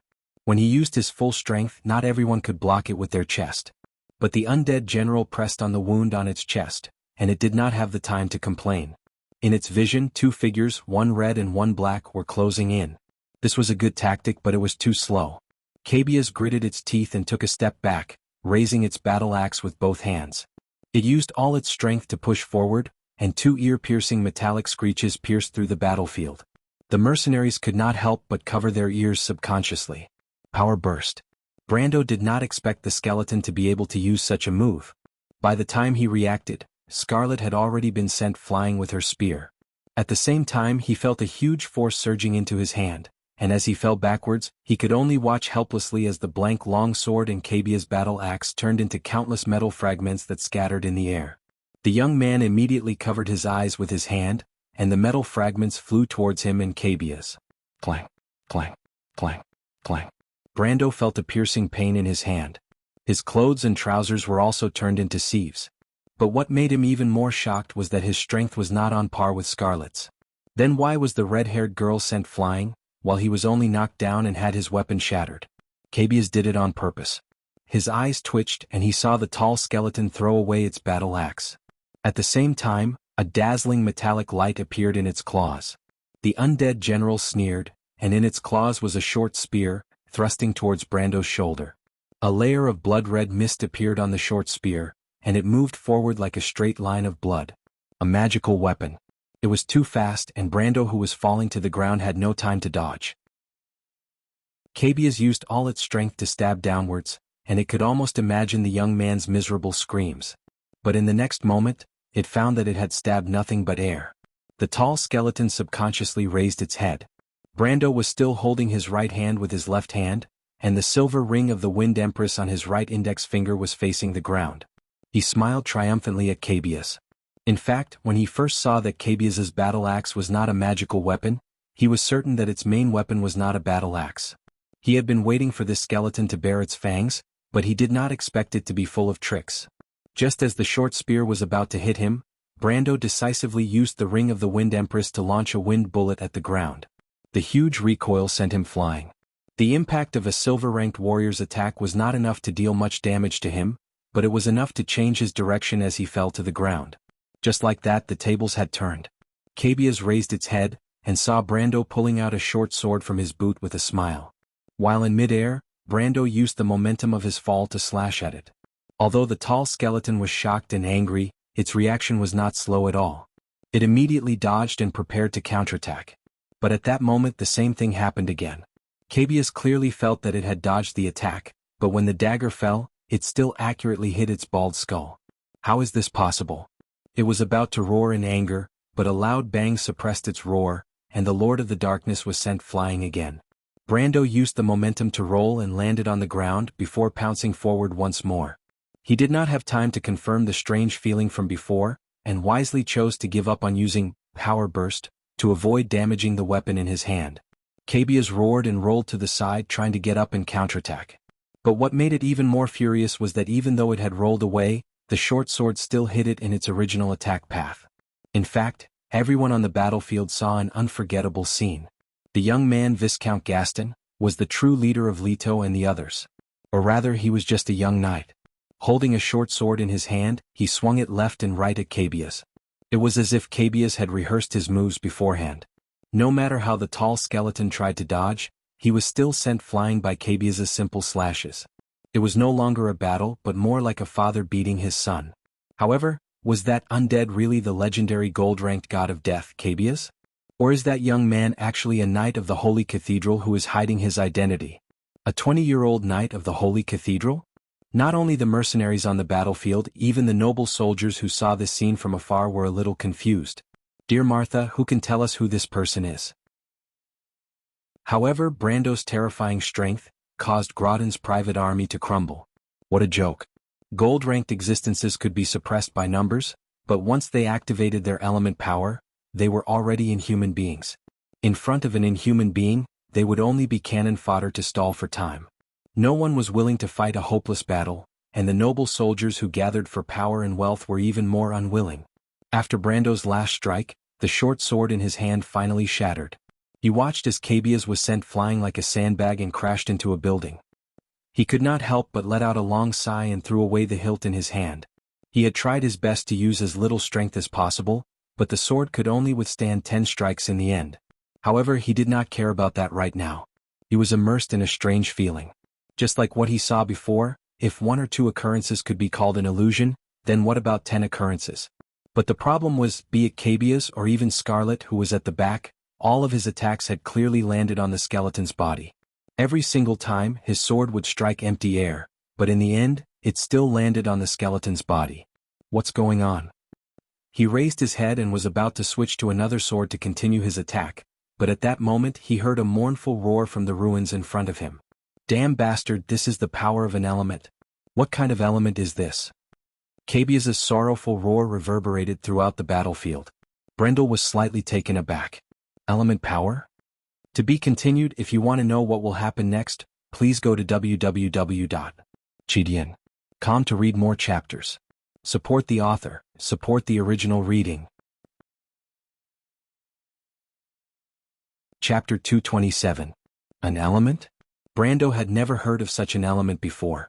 Even though karma reversal, time reversal, and spatial displacement could all achieve similar effects. However, the first description of logic, cause and effect, is order, regularity, and time is only related to the relative motion of objects, and the process of reversal cannot be related to it by oneself. The gold element's power was uncontrollable, and it had to be controlled by time reversal, so time reversal could be ruled out. There were too many definitions of space, and space alone had several meanings, and it had a lot of intersections with time reversal. Order and stability seemed to be used to describe space, but space had countless subdefinitions such as displacement, vector, motion, and even matter and spirit. However, spatial displacement was related to displacement, and had nothing to do with stasis or stability. As for the subtypes of elements such as karma reversal, light refraction, curved path, and illusion, none of them could lower the temperature of the material world, let alone order and stability. Brando sensed someone approaching him from behind, and a faint fragrance wafted into his nose. It smelled like the leaves of a certain tree in the hills south of Erewhon, and he knew that Scarlet often wore such leaves in her hair. He did not need to turn around to feel the red-haired girl walking to his side. She looked straight ahead and unsheathed her sword, which she did not use often, and silently handed it to him. "Here," Scarlet said. "Thank you."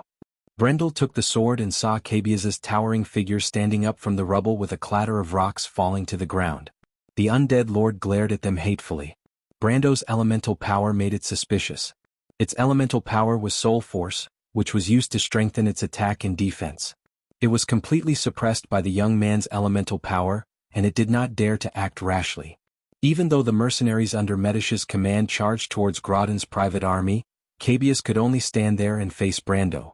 It was originally confident in its victory, but now it was even worried that the mysterious young man would take the initiative to attack. The skeleton pressed the wound on its brass armor, not sure if it could really block Brando's attack. It knew that the situation could not be changed, but at least it wanted to keep Brando here. "Do we defeat it?" Scarlet asked as she gripped her halberd tightly. Brando shook his head. He wasn't sure either. The elemental power was erratic and uncontrollable. On the other hand, Cabiaz was far stronger than him. It could afford to make a mistake, but he could not. If he misjudged the effects of his element power and allowed Cabiaz to seize the opportunity to counterattack, the price he would have to pay was not something he could bear. The young man had long put aside his life and death, but in his position he had to be responsible for more people. Death was simple, but it was the choice of a coward. "Its attack just now was to force you out. I thought you could see it." Brando replied he was talking about Scarlet blocking the axe for him. "I'm sorry," Scarlet suddenly reacted and looked at him in surprise. You knew?" But she had clearly followed him alone. She was so far away in the forest. Besides, she also had experience in hiding in the forest. She clearly remembered that he was holding Sifrid's hand and walking far ahead without looking back. She suddenly shut her mouth and looked at Brando suspiciously. She suspected that Brando was trying to trick her. "I noticed it when you came out with me," Brando replied, "the vessel for the god's blood." Scarlet lowered her head. In her eyes, this young lord was used to controlling everything and doing things his own way. Even the lovable merchant girl was not something he could reprimand, let alone her. But she had thought it through before acting rashly. She was used to being reprimanded, at least compared to being ignored. She took a deep breath and suddenly thought of another possibility. Is he trying to shift the blame onto Sanford and the others? The more she thought about it, the more she felt that it was possible. She raised her head and looked at him vigilantly. "What are you thinking about?" Brando could see the obvious suspicion in her eyes. "I'm taking responsibility for my actions." Scarlet frowned and said, "Responsibility?" Brando looked at the motionless Cabiaz.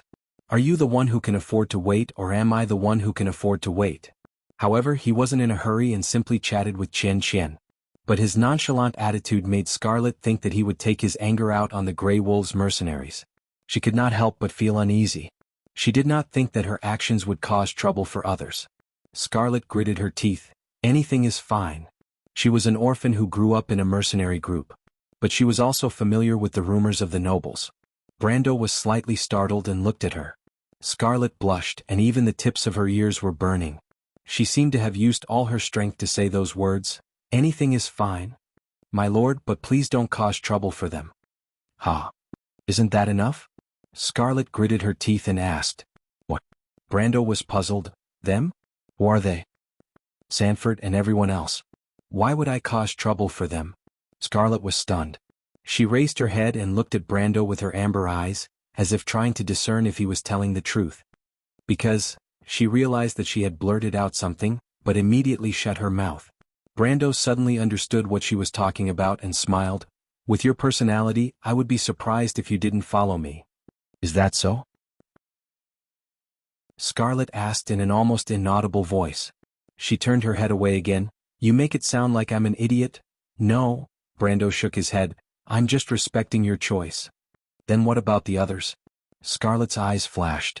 Everyone has their own responsibilities and obligations.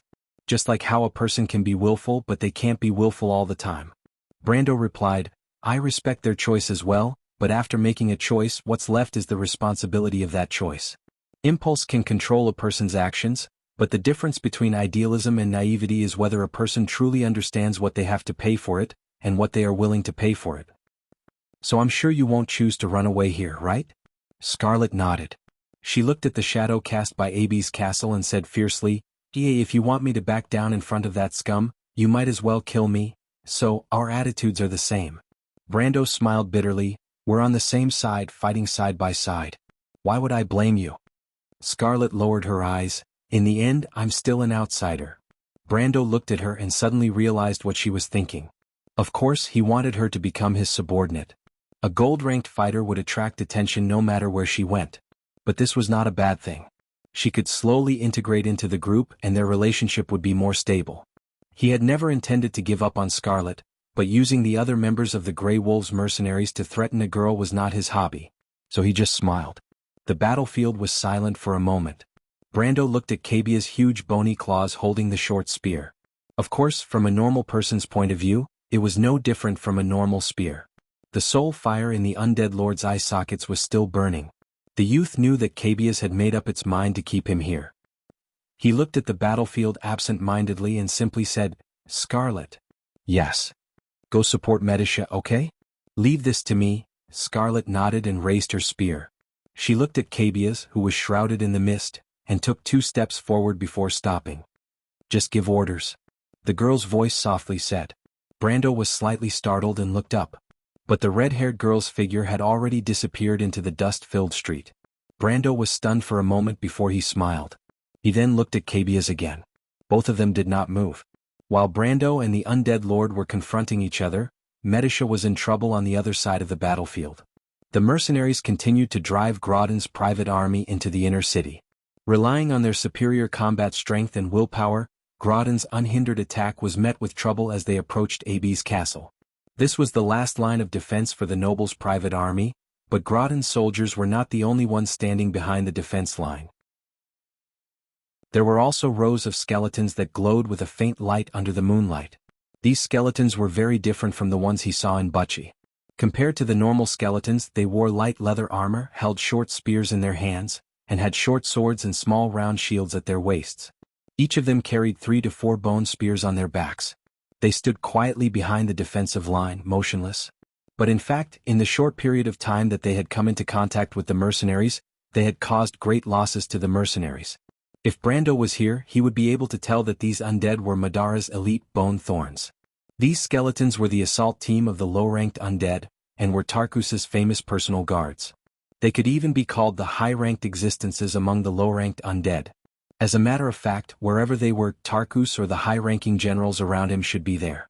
For example, at this moment, the female knight was standing in front of the knight with a huge scythe in her hand and a long black cloak. Among the 4 knights of the apocalypse, the most powerful one was the Green Knight, Malphas, who was currently the commander of the Plague of Wolves. However, the most taboo and mysterious person was none other than the Black Knight, the impartial Judge White. He raised his head, and the expression on his metal mask formed a strange symbol, but the pair of golden eyes fell on Medisha. Who are you? Medisha frowned slightly. She had fought with him before and instinctively felt that he was powerful. Silver Elf. The Black Knight Eamon was slightly startled, and his magnetic voice was surprised. You are with that person too? You are really unfathomable. He is neither Viscount Gaston nor Brando of Bucci.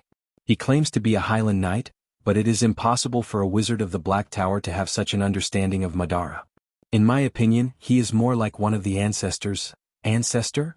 The Silver Fairy Princess was stunned for a moment, but Eamon raised his head. His eyes reflected a beam of fire in the south. That was a magic signal rising into the sky. To be continued. If you want to know what will happen next, please go to www.chidian.com to read more chapters. Support the author, support the original reading.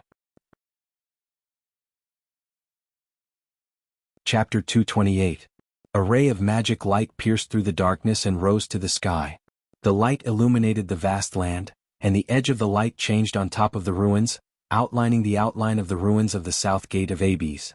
The cold face of Vern, the leader of the Fire Lord, was constantly changing under the light.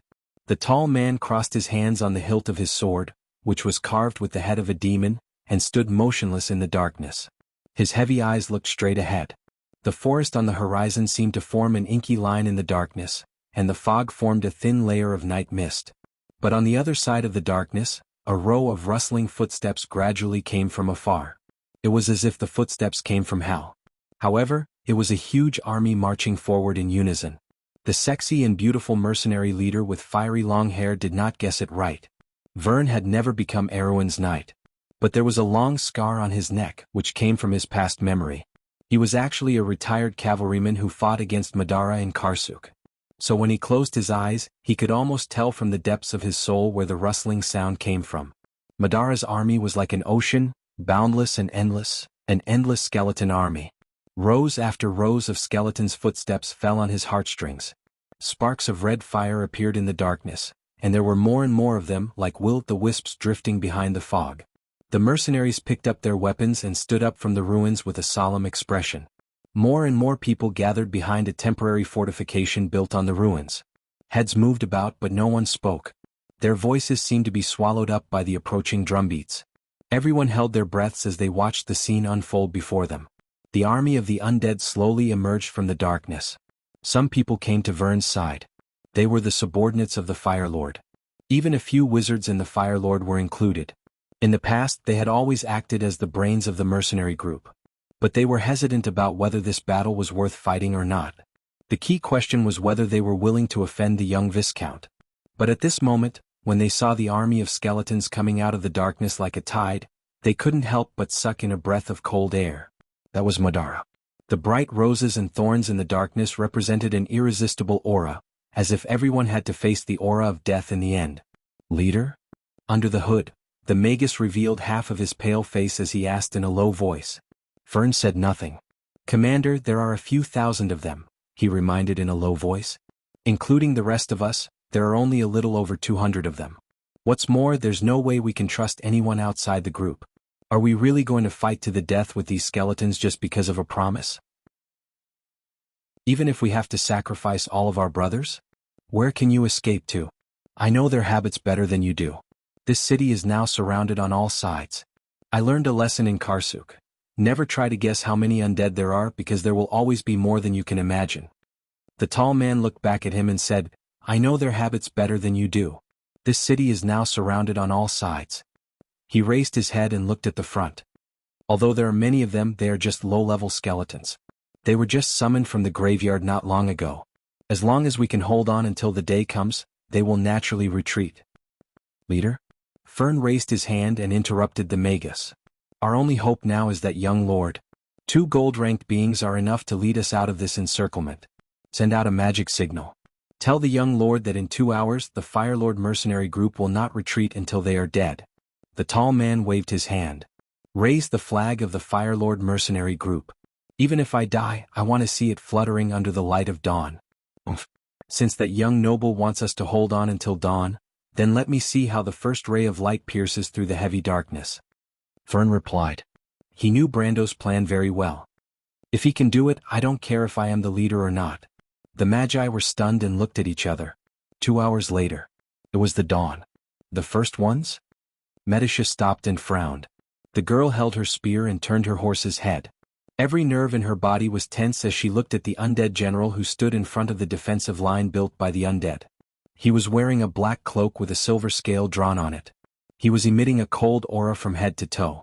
She did not know why he would suddenly say something like that. But before the era of the first ones, there was a legend in the ancient myths. In the dark and turbulent era, the Azure Knight led the first batch of first ones out of the sanctuary and defeated the Twilight Dragon, which was known as the Final Calamity. Then the Year of Chaos began. But how could the Lord be one of the first ones? Other than the dragons, the bloodline of the Golden Generation had long been lost on the earth and even became a legend. Even the descendants of the Silver Ones were known as proud existences before this era. And after the era of the Dark Dragon's rampage, the bloodline was scattered on the earth. Even the survival of the Silver Ones became uncertain. How could there still be first ones walking on the earth? Unless Brando was a dragon. But the elven girl immediately shook her head and denied this suspicion. Even if the dragon was just a newborn, it would not be as weak as the Lord. Although she thought so, the girl suddenly felt a little sorry for Brando. She blushed and quickly apologized in her heart. But she turned her horse's head and asked coldly, "Nonsense, what do you mean?" Haku raised his head. The cold metal mask was half crying and half laughing, but the pair of golden eyes under the mask made Medisha feel a little strange. The undead held the scythe motionless.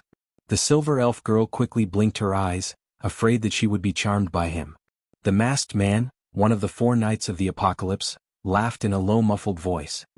"Just like what I said before, the meaning on the surface is as you understand." The Black Knight's voice was filled with a metallic echo.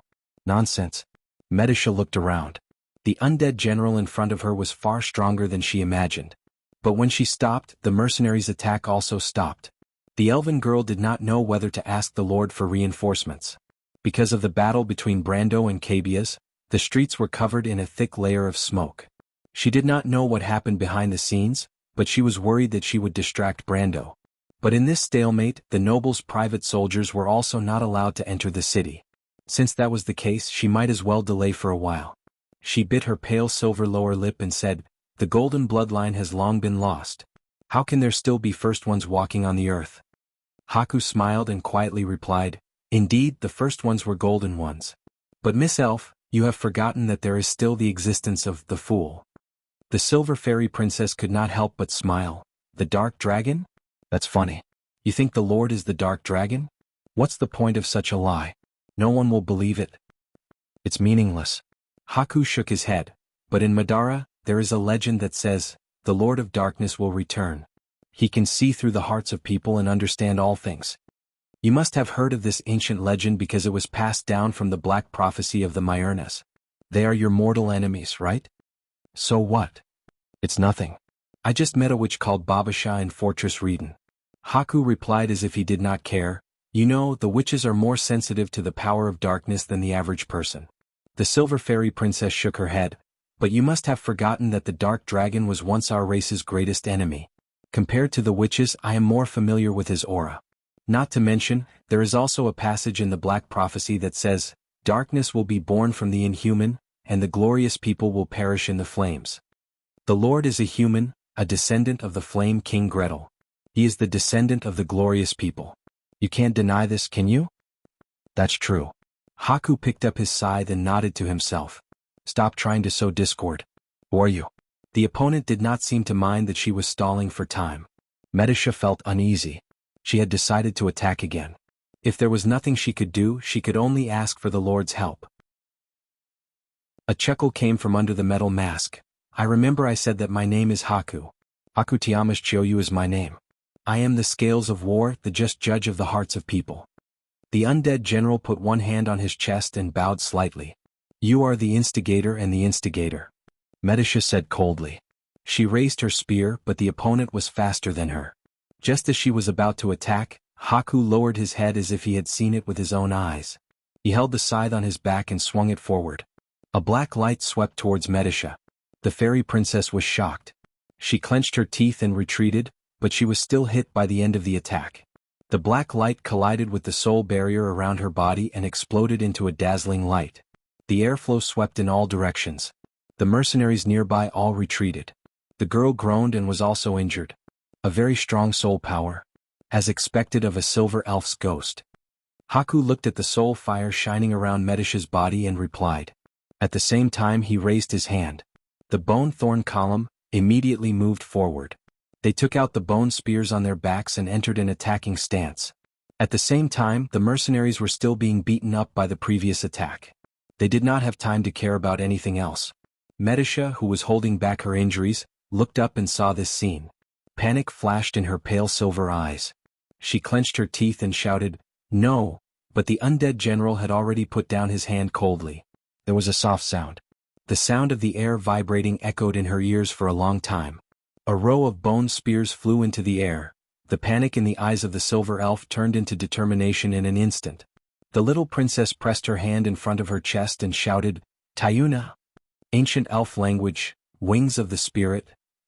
Her voice was like a string of pleasant chimes that penetrated the entire battlefield in an instant. At the same time, everyone saw the soul fire around the young knight's body explode in an instant. It was like a pair of huge wings that spread out. Once the soul power was spread out, it lingered in the night sky and formed layers of transparent hexagonal network against the dark background. In an instant, the entire street was under the protection of the fairy princess's wings. The bone spears fell from the sky and landed on the transparent crystal network. Every time they hit, there would be a burst of dazzling light. But almost every bone spear was blocked and turned into ashes in an instant. The mercenaries looked up. The flashing light shone on their faces. But no matter what, they knew that they were saved. Haku looked at the scene quietly. His golden eyes flashed, ancient silver elf battle technique. He smiled and leveled the scythe in his hand. After the soul fire spread out, Medisha no longer had any protection around her. To be continued. If you want to know what will happen next, please go to www.chidian.com to read more chapters.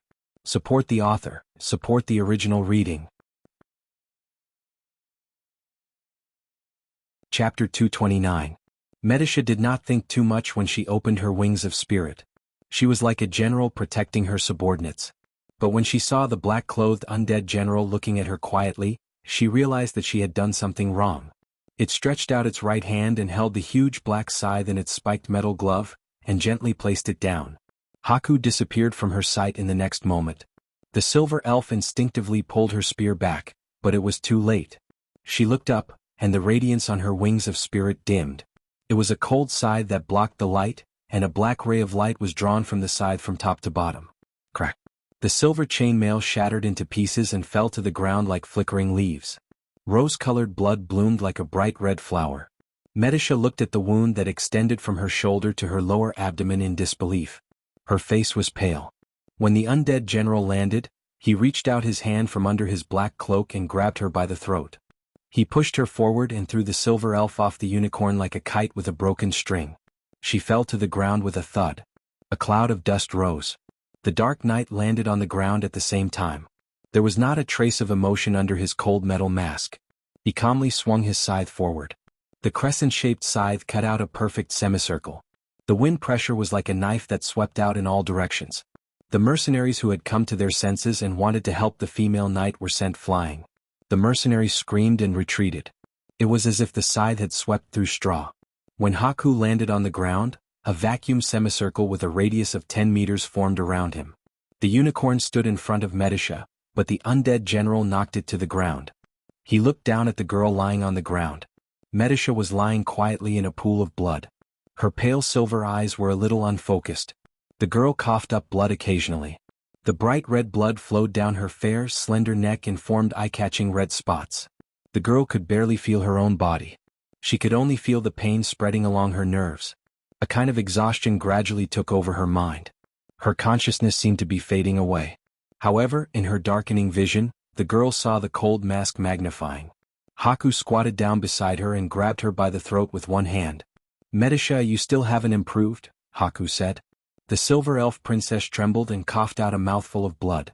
"Cough, cough, you dash," she struggled to squeeze out the words, only to see that Bai had closed one of his eyes, and the other was burning with golden flames as he looked at her motionlessly.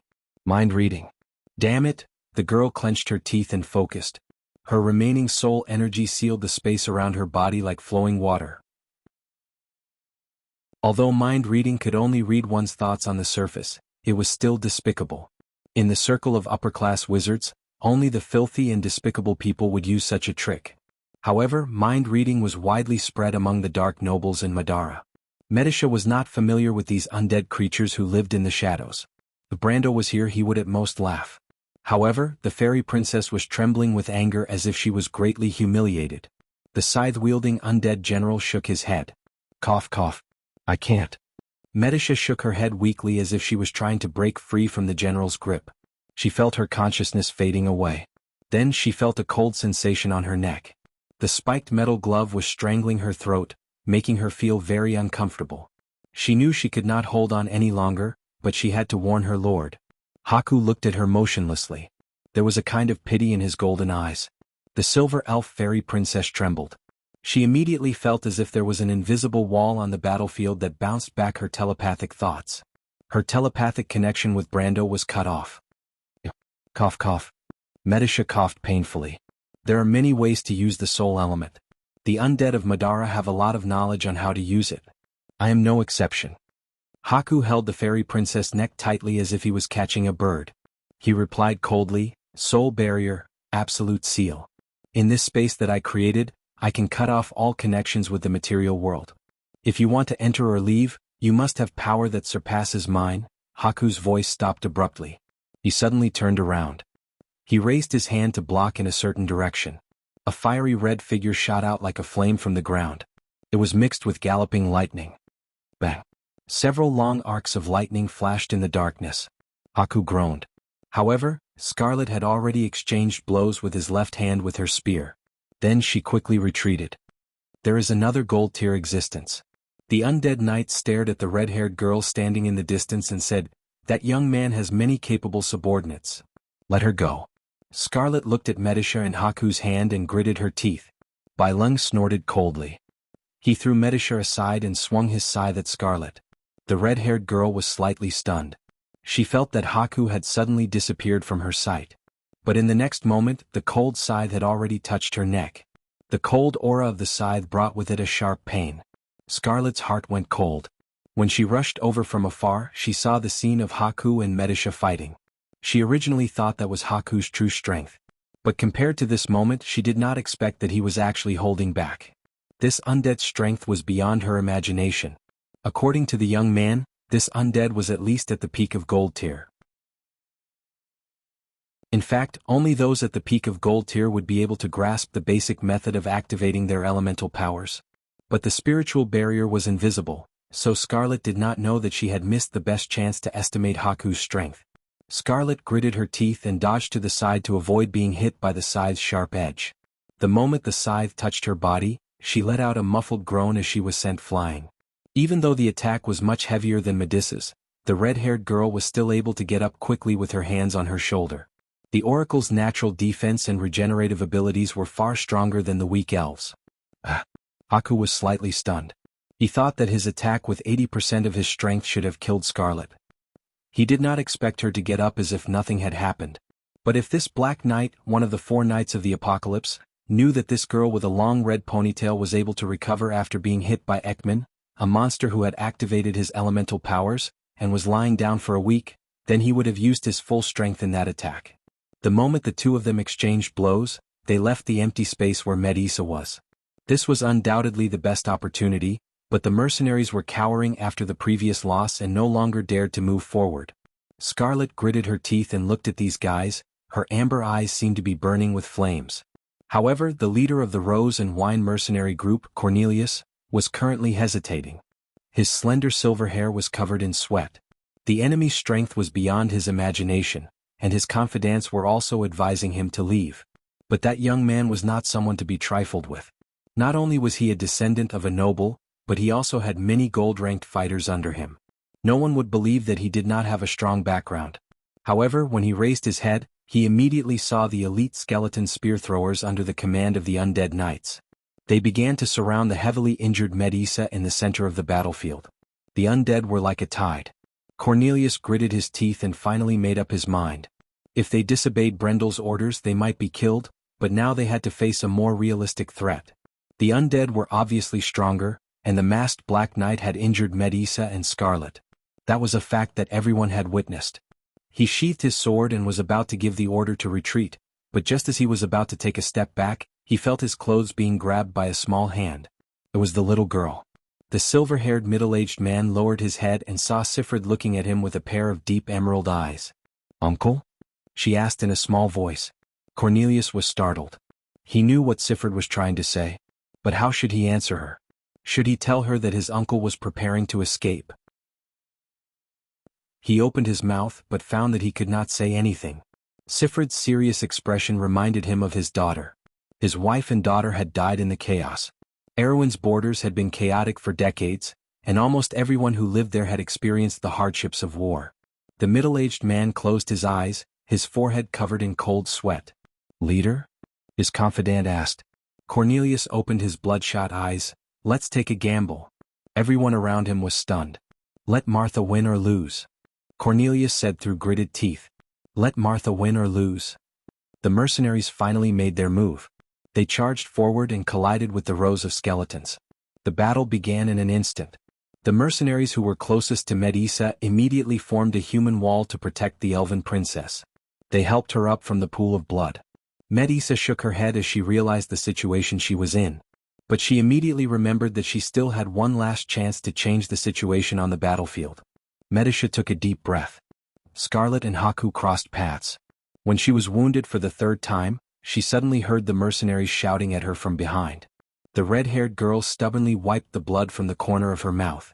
When she turned around, she heard the mercenaries shouting at her, "Attack that guy with all your might." "Attack with all my might." What do they mean? Scarlet was stunned for a moment, but she quickly saw Medisa sitting in the middle of the crowd. The Silver Fairy Princess's eyes were almost unfocused, but there was a glimmer of hope burning in her eyes. She immediately understood what they meant. Attack with all my might? She raised her halberd, and a dazzling arc of light appeared at the tip of the lightning spear. The red-haired girl brandished her halberd and blocked the approaching undead knight. Haku was stunned. Scarlet leveled her halberd, and in an instant, countless lightning bolts appeared around her body. Even her red ponytail was disheveled, and her hair fluttered in the wind. She stared at the undead knight, revealing her canine teeth as she chuckled. The lightning around her body immediately coiled around her halberd. 7th string, Sound of Thunder. Author's note: I've been waiting for a long time for this novel to be promoted. I hope that my fellow students will support me. Please praise me in the comments section. Chapter 230. The intense flash of light even penetrated the barrier formed by Brendel's soul force, causing the entire space to tremble. Thunder rumbled, and a ring of electricity swept out in all directions. With a crackling sound, the young man who was facing off against Cabius suddenly felt something strange. He lowered his head and saw the hairs on his coat standing up. When he looked up again, he saw arcs of electricity appearing and disappearing on his black coat, the streets, and even the buildings and ruins on both sides of the street. Blue and white sparks extended along all the electrical conductors, creating a crackling sound. Brando was startled, and he instinctively felt that something was wrong. He looked back, but the mist in front of him was still calm. However, the strange silence made him feel a sense of vigilance. He walked forward, and as he moved, Cabias moved as well. A huge skeleton emerged from the ruins and blocked his path. Brando looked up and glanced at the skeleton. "What's wrong? Haven't you learned your lesson yet?" Cabias cracked open its jaws and laughed. "Why don't you try?" The young man's face darkened, and with a clang, he unsheathed his sword. It was Scarlet's sword, but it felt lighter in his hand. Even so, the action of unsheathing his sword forced Cabias to take a step back. It could be seen that this undead lord was very wary of his strange element, but he was still determined to keep him here. Brando frowned. Cabias's cunning was far beyond his expectations. Without knowing what was happening in front of him, he did not dare to attack recklessly. He did have a white deer statue that he could use for reconnaissance, but Necromancer Rothko was much more proficient in magic than he was. He was afraid that he wouldn't be able to win if he played such tricks in front of Rothko. Why hasn't Medisha reported the situation? Brando cast his senses forward, but there was no response. It was as if he was looking into the mist. He took a deep breath, and at that moment, a familiar, weak voice sounded in his mind. "My lord, time is limited, so I'll keep it short. There is also an undead general who is very strong. Cough cough. His name is Bai." This was Medisha's voice. But his voice stopped abruptly. What? This name made Brando's mind explode. Why was this guy here? When he thought of the cold metal mask behind that name, the hair on his back stood on end. If he guessed correctly, there was only one person in Insursta's camp who would be addressed in such a manner, and that was one of the 4 knights of the apocalypse, the Black Knight, the Judge Ba. Tiamas. Chioyu. But this guy was Tarkus' deputy. Shouldn't Tarkus and Madara still be fighting Erwin's southern army further south? What was going on? If it was just an alliance with Groton or Count Randner, there would be no need for such an important figure to appear. What are these damned undead plotting? Countless thoughts flashed through Brando's mind. Ai's appearance had caught him off guard, but he was still able to maintain his composure on the surface. He raised his head and glared coldly at Cabius, then walked closer with his sword in hand. The yellow soul fire in the skeleton's eye sockets flickered. It did not understand why Brando suddenly became so impulsive. However, it only had one mission, and that was to stop this young man. Cabius's body was slightly hunched, but it had already gripped the short spear in its claws tightly. Brando gritted his teeth in the face of this troublesome fellow. Now that the situation had changed, he did not have the time to tangle with this fellow. He spoke coldly, "Cabius, if you still want to return to the Hill of the Dead to manage your own territory, I'll give you one last chance." In a moment of desperation, Brando did not hesitate to call out Cabius's background. Cabius's eyes flickered. "Are you familiar with us?" Brando acted as if he did not hear it and casually threw his sword to the ground. Clang. The young man raised his head and stared at Cabius without saying a word. It was as if he was looking at an inanimate object. Cabius cracked open its jaws and sneered, "What, young human, are you thinking of surrendering?" "Cabius, you fool, be careful." Rothko's voice came from the side of the street. "What?" "Be careful, he's emitting magical waves." The young necromancer reminded. Cabius was stunned and could not help but stare at Brando, who was motionless. However, while it was on guard against the sudden attack, it stretched out its bony finger and pointed forward. "You're saying that not only is this young man in his early 20s a gold-rank swordsman, he's also a sorcerer? Rothko, have you become an idiot from studying necromancy?" The tall skeleton asked in a mocking tone. Rothko's voice fell silent.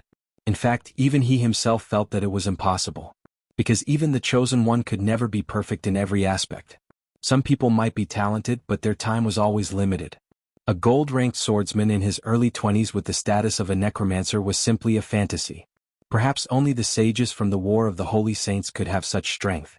But what kind of existence were the sages? Flame King Gretel, Wind Empress Saint Tassel, High Priest Fanzan, and Saint Eloranta. These were the 4 sages who led the various races to defeat the Dark Dragon in the War of the Holy Saints. Which one of them was not a true ruler? Even the eternal King Loki, who held the Mercury staff and ruled Madara, could only bow his head in front of these sages. Whether it was in terms of strength or reputation, Loki could not compare to them. What Rothko and Cabius did not know was that the magical waves emitted by Brando did not come from a necromancer. It came from a planeswalker. Brendel lowered his eyelids and silently searched his elemental pool. In fact, since the first time he opened his elemental pool basically did not change. 10 slots for the fire element, 8 for the other elements, and still no light or darkness element. Looking at this half-crippled elemental pool, the youth could not help but sigh inwardly. With such meager strength, there was no way he could change the situation. Brando closed his eyes and let out a long sigh. In that case, there was only one way left. At the same time, when Cabius saw Brando standing there motionlessly with his eyes closed, it did not take the initiative to attack. Instead, it took a small step back. In the previous battle between the youth and it, the strange elemental energy had left a deep psychological shadow on the tall skeleton. Although the undead did not have emotions like fear, they did not have the habit of taking the initiative to teach their opponent a lesson. Especially for a high-ranking undead lord like Cabius. First of all, the honor of the Dark Nobles did not allow it to do so. "Mana is gathering, Cabius." Rothko could not help but speak up. The mana surrounding Brando had already broken through the limit of an intermediate wizard and was heading straight for a high rank. It was about to break through the boundary between iron and silver. Cabius made a cracking sound from its chest and replied in a bad mood, "I know, I can feel it too. Don't worry." Indeed, a silver-ranked wizard was nothing to worry about. However, a gold-ranked swordsman and a silver-ranked wizard at the same time. Such a scene caused the undead duo to be at a loss for words for a moment. Rothko even suspected that it was a mistake for them to come here and cause trouble for this youth. His potential was limitless. He could not believe that he was able to witness the birth of such a genius with his own eyes. However, Brando finally opened his eyes. His light brown pupils were calm, and at that moment Rothko and Cabias could feel that the youth's aura had changed. It was no longer the cold aura of an elemental essence, but a state that encompassed all things. 4 o'clock. The people of Matatanya call it the dark slumber.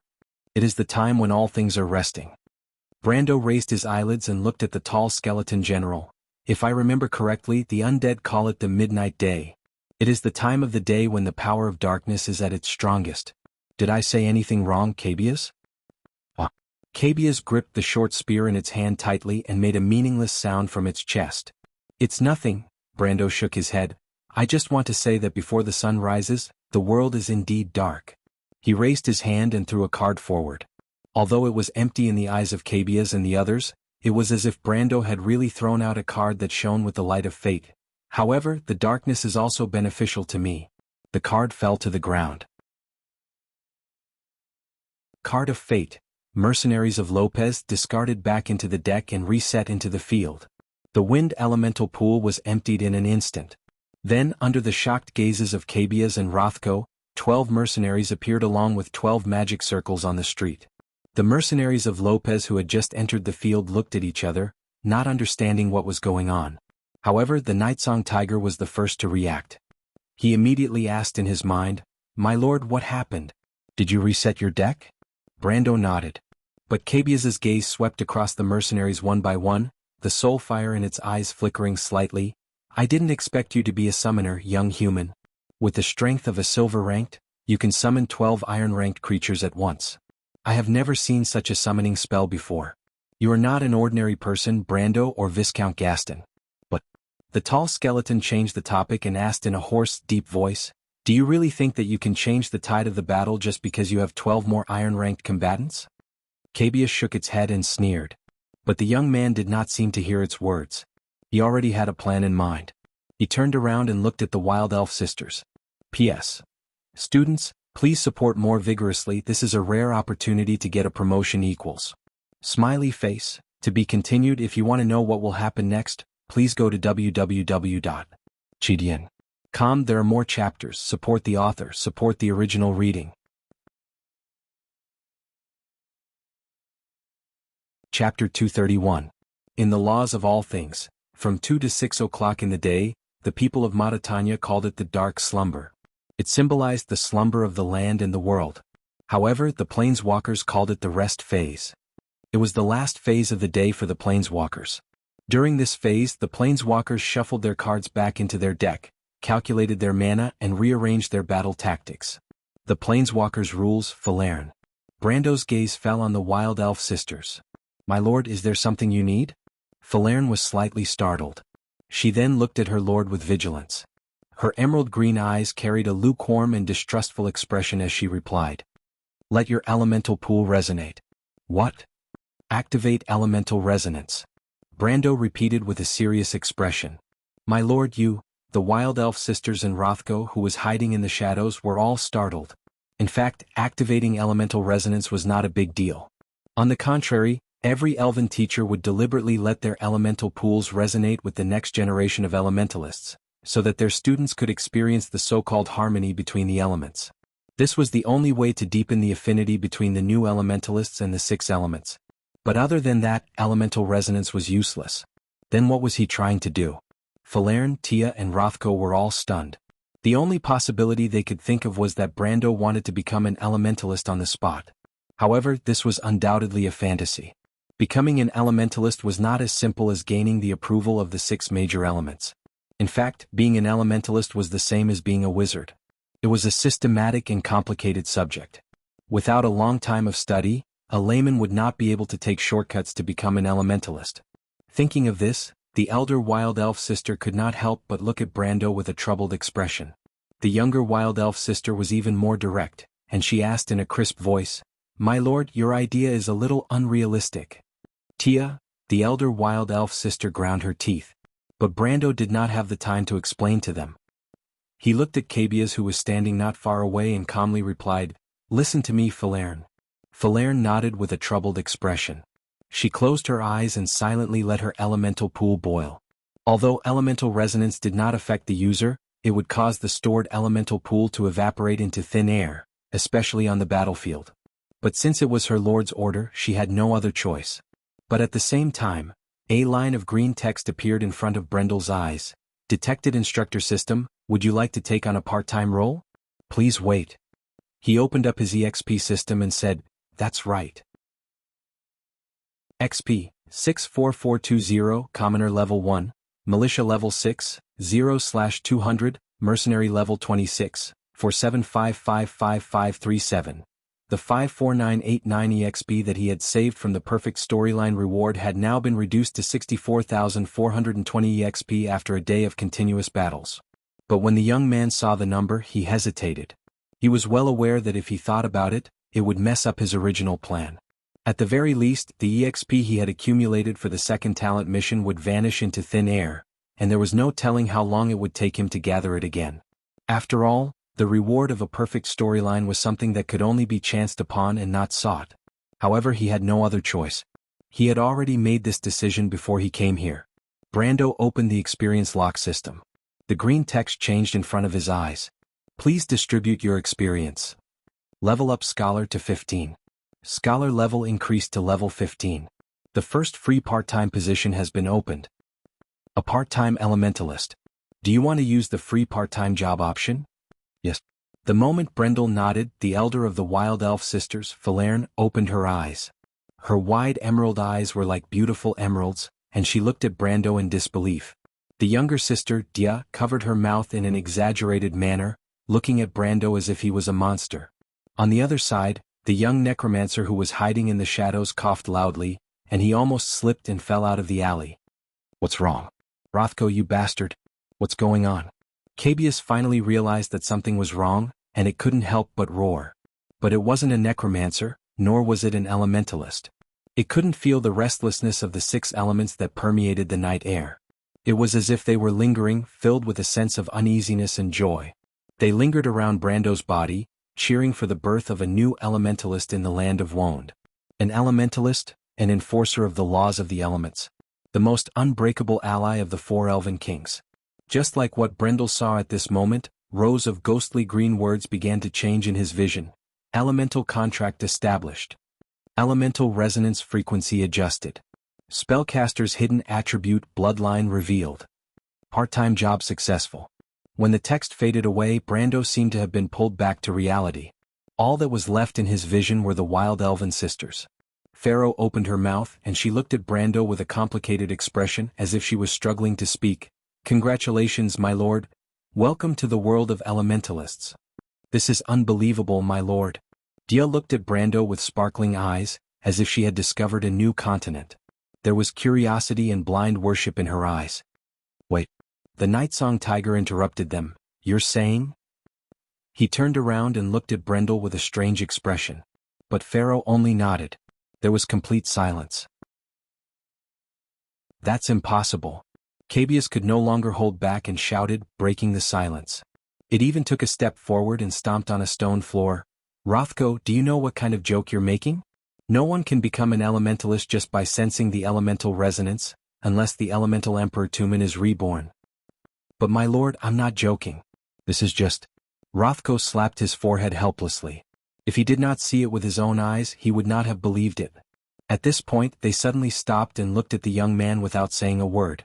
The tall skeleton lord was stunned for a long time before it managed to squeeze out a retort. Perhaps this is unbelievable, but young human, what's the point of doing this? Could it be that you think I'll be frightened by this and make way for you?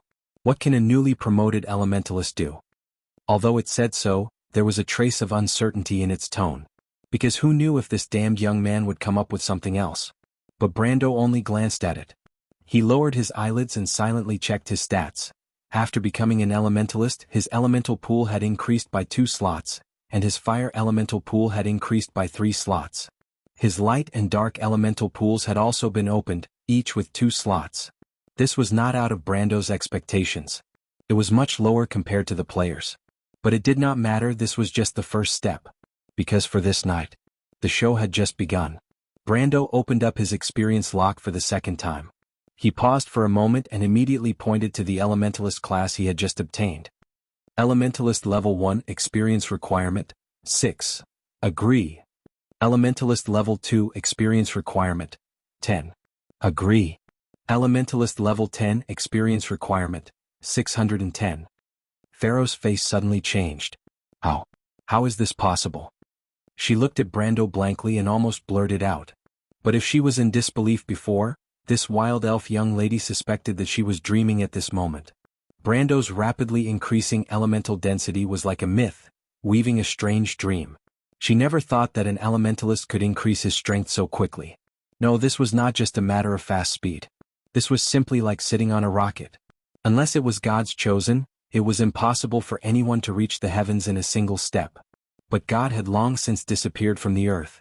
Martha above, the girl could not help but groan in her heart. What was going on?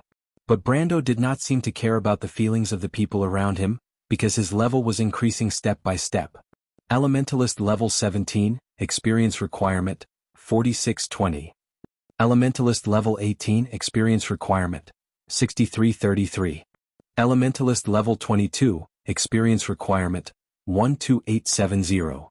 When he reached level 22, Brando's thoughts finally stopped. He looked at the remaining 300 experience points in his pool and lightly sighed. It was a pity that the main attributes of an elementalist were willpower, bloodline, and wisdom. Otherwise, at level 22, his character's level would have increased. His original attributes of strength, dexterity, and vitality might have directly broken through the elemental barrier and entered the elemental awakening stage. Of course, since he had chosen to take this step, he would not regret it. Moreover, it was not like he did not gain anything. He looked at his elemental pool. Fire elemental pool 37 slots, other elemental pools 32 slots, light and darkness elemental pools 24 slots. Brando raised his head and looked at Cabius. The peak of iron rank. The tall undead lord gritted his teeth as he spoke. That's it? That's it? Cabius finally let out a sigh. Cabius let out a long sigh. It was almost worried that this young man would break through his elemental barrier right in front of it. Although it seemed impossible, when something even more impossible had happened, there was nothing impossible in this world. Moreover, in Cabius's eyes, this youth in front of it was undoubtedly an existence that could make the impossible possible. But fortunately, this world was still a reality. The undead lord could not help but shed tears of gratitude. But Brando looked at it and said, "Do you still remember what I said before?" "What?" "I said that if you still want to return to the Hill of the Dead to manage your territory, I'll give you one last chance." Cabius was stunned. It subconsciously turned around and saw Rothko running away. "Rothko, you bastard, what are you doing?" Cabius could not help but roar. But when it turned around again, it saw that the human who had been confronting it all this time had put his hand into his bosom and took out a book. It was a book with a black cover. "But it's a pity that you won't have the chance," Brando said. "Cabius? P.S. Third update."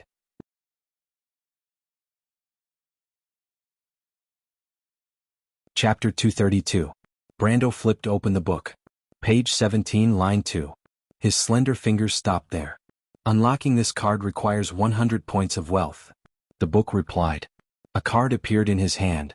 Brando lowered his head and replied, "Unlock." Because he had given up on summoning Medisha, a third of the 318 points of wealth he had accumulated over the past month was gone. The young man raised the card and placed it in front of him.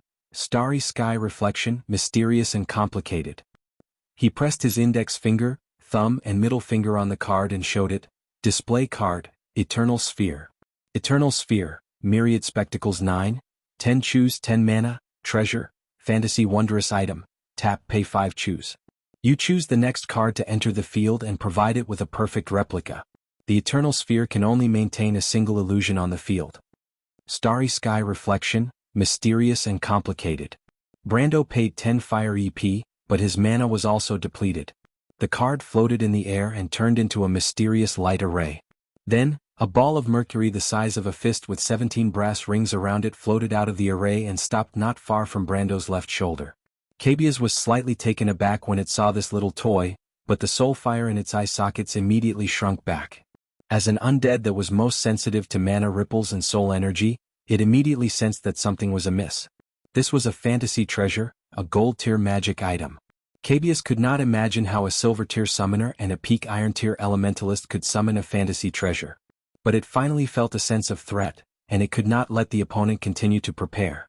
For the first time, it felt that Brando's words were not empty.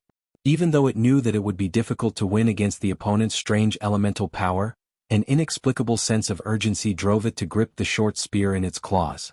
Cabias let out a roar of unwillingness from its chest. It was already prepared to attack. As for that bastard Rothko, it could not be bothered with him anymore. But Brando also felt the same sense of urgency. He spent 5 fire EP to tap the Eternal Sphere. Then he drew the second card.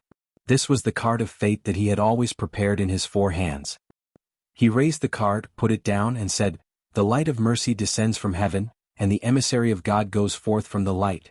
The young man's calm eyes reflected the approaching short spear in Cabias's hands, but Brando pointed forward. Along with the white light, white feathers fell from the sky. 4 pairs of wings protected Brando, one on the left and one on the right. Clang, clang. Cabias was slightly taken aback. It raised its head, and for the first time, the soul fire in its eye sockets wavered. It was forcefully stopped. The tall skeleton general saw that the short spear in its hand was being blocked by 2 crisscrossed longswords on its left and right. The surface of the sword was bright as snow, and mysterious runes and patterns were engraved all over the blade. If a knowledgeable Buga sorcerer were here, he or she would have recognized these ancient runes as heavenly runes. This was a sacred language that came from behind the door of order, and only the proud light-blessed could master it.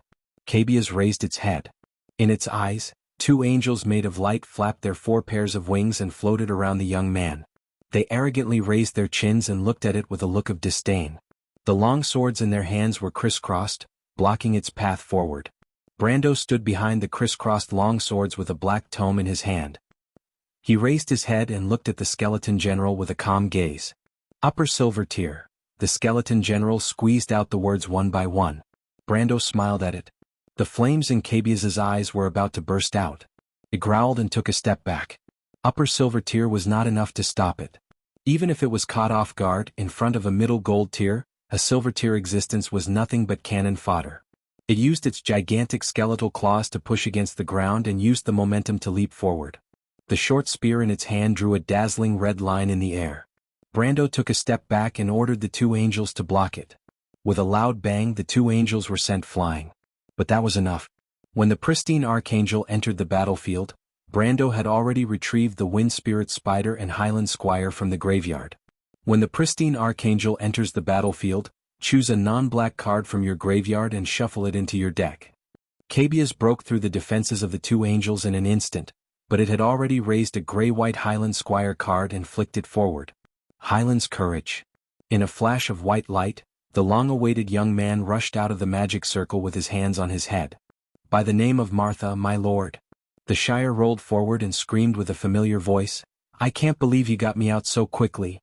My lord, you are the wisest knight of the Highland, my lord." He let out a strange cry and ducked his head.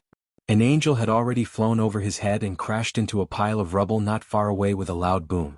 Charles immediately glanced over and was so shocked that he clicked his tongue. Brando only smiled. His finger moved to the 9th page, the 3rd line. Card of Fate, Trial. To unlock this card you need to pay 80 wealth. Brando nodded and raised the card. "Show me the trial." He put the card down. Trial. Wolf's Lair 2, Earth 10, Event Exploration. Target summoned creature received 250,000 EXP. The Wolf's Lair altar is a kind of spiritual harbor for the Lornians. Attached to? A voice replied in his mind when the card appeared. Brendel used 4 fingers to show the card to Seal, who was covering his head and scurrying away. Attach. The trial card disappeared in an instant, but another card appeared in front of Brando. Highland Mage, Knight 9, Water 5, Creature, Human Wizard, Level 45 Creature. When a Highland Mage enters the battlefield, 5 reputation per week. Maintenance cost, 2 Earth EP for every day this card remains in the battlefield. Highland's Courage. Brando was slightly stunned and looked up. He saw a white light descending from the sky. The Shire was standing in the middle of the light. His simple robe was bathed in the gentle white light, and 2 mysterious patterns appeared on it. There were also 3 circles of grayish-white patterns on the side of his robe. It was the symbol of a Highland Mage of the 7 Rings. The person in question was stunned. He looked at himself in confusion and opened his hand. A short golden staff appeared in his hand. "This is..." The Shire was shocked. He looked back and saw the second archangel flying towards him. The young man who had just become a mage immediately reached out his hand. It was as if a layer of transparent air cushion had appeared on his hand, and he gently held the archangel. The Shire raised his head and looked at Brando, his eyes full of surprise. The strength of a gold mage. Brando understood. His expression did not change and he immediately ordered, "The Shire, Barrier of Stillness." The young mage naturally knew how to cooperate with his lord. He had already seen cabias rushing towards them after breaking through the archangel. The Shire shook his head, thinking that these skeletons were too rash. He pointed his short staff in the direction of the archangel and said, "Law of time, stillness and imprisonment." A transparent wall appeared out of thin air. The Highland mage pushed forward, and cabias immediately crashed into the wall. The undead lord felt its movements slow down. It raised its head in surprise, and only then did it discover that there was another gold mage in front of it. A Highland mage of the 7 rings. Cabias felt its soul fire on the verge of disintegrating. "Oh Martha.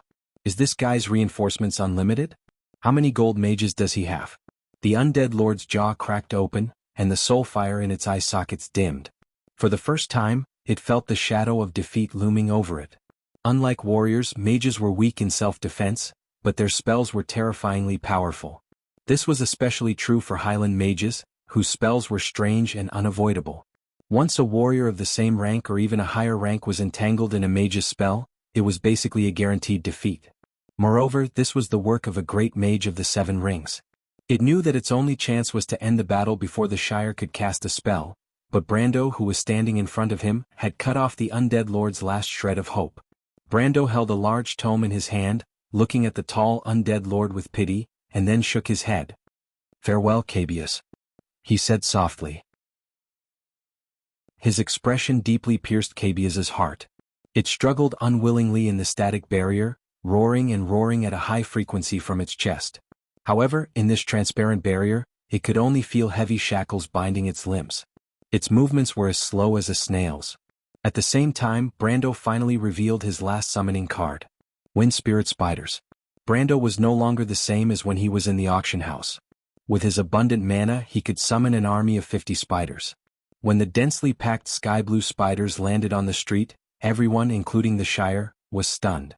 Everyone looked at the young lord, unable to understand why he would summon these little things that were not even at the level of steel. In the past, these spiders might have been able to win with their numbers, but in this place they were useless. Unless they were used for reconnaissance, but even if they were used for reconnaissance, the archangels were much faster than them. In the eyes of the Nightsong Tiger, the Shire and the Wild Elf Sisters, Brando's actions were a waste of mana. However, their opinions could not change Brando's mind, and the young man continued to do as he pleased.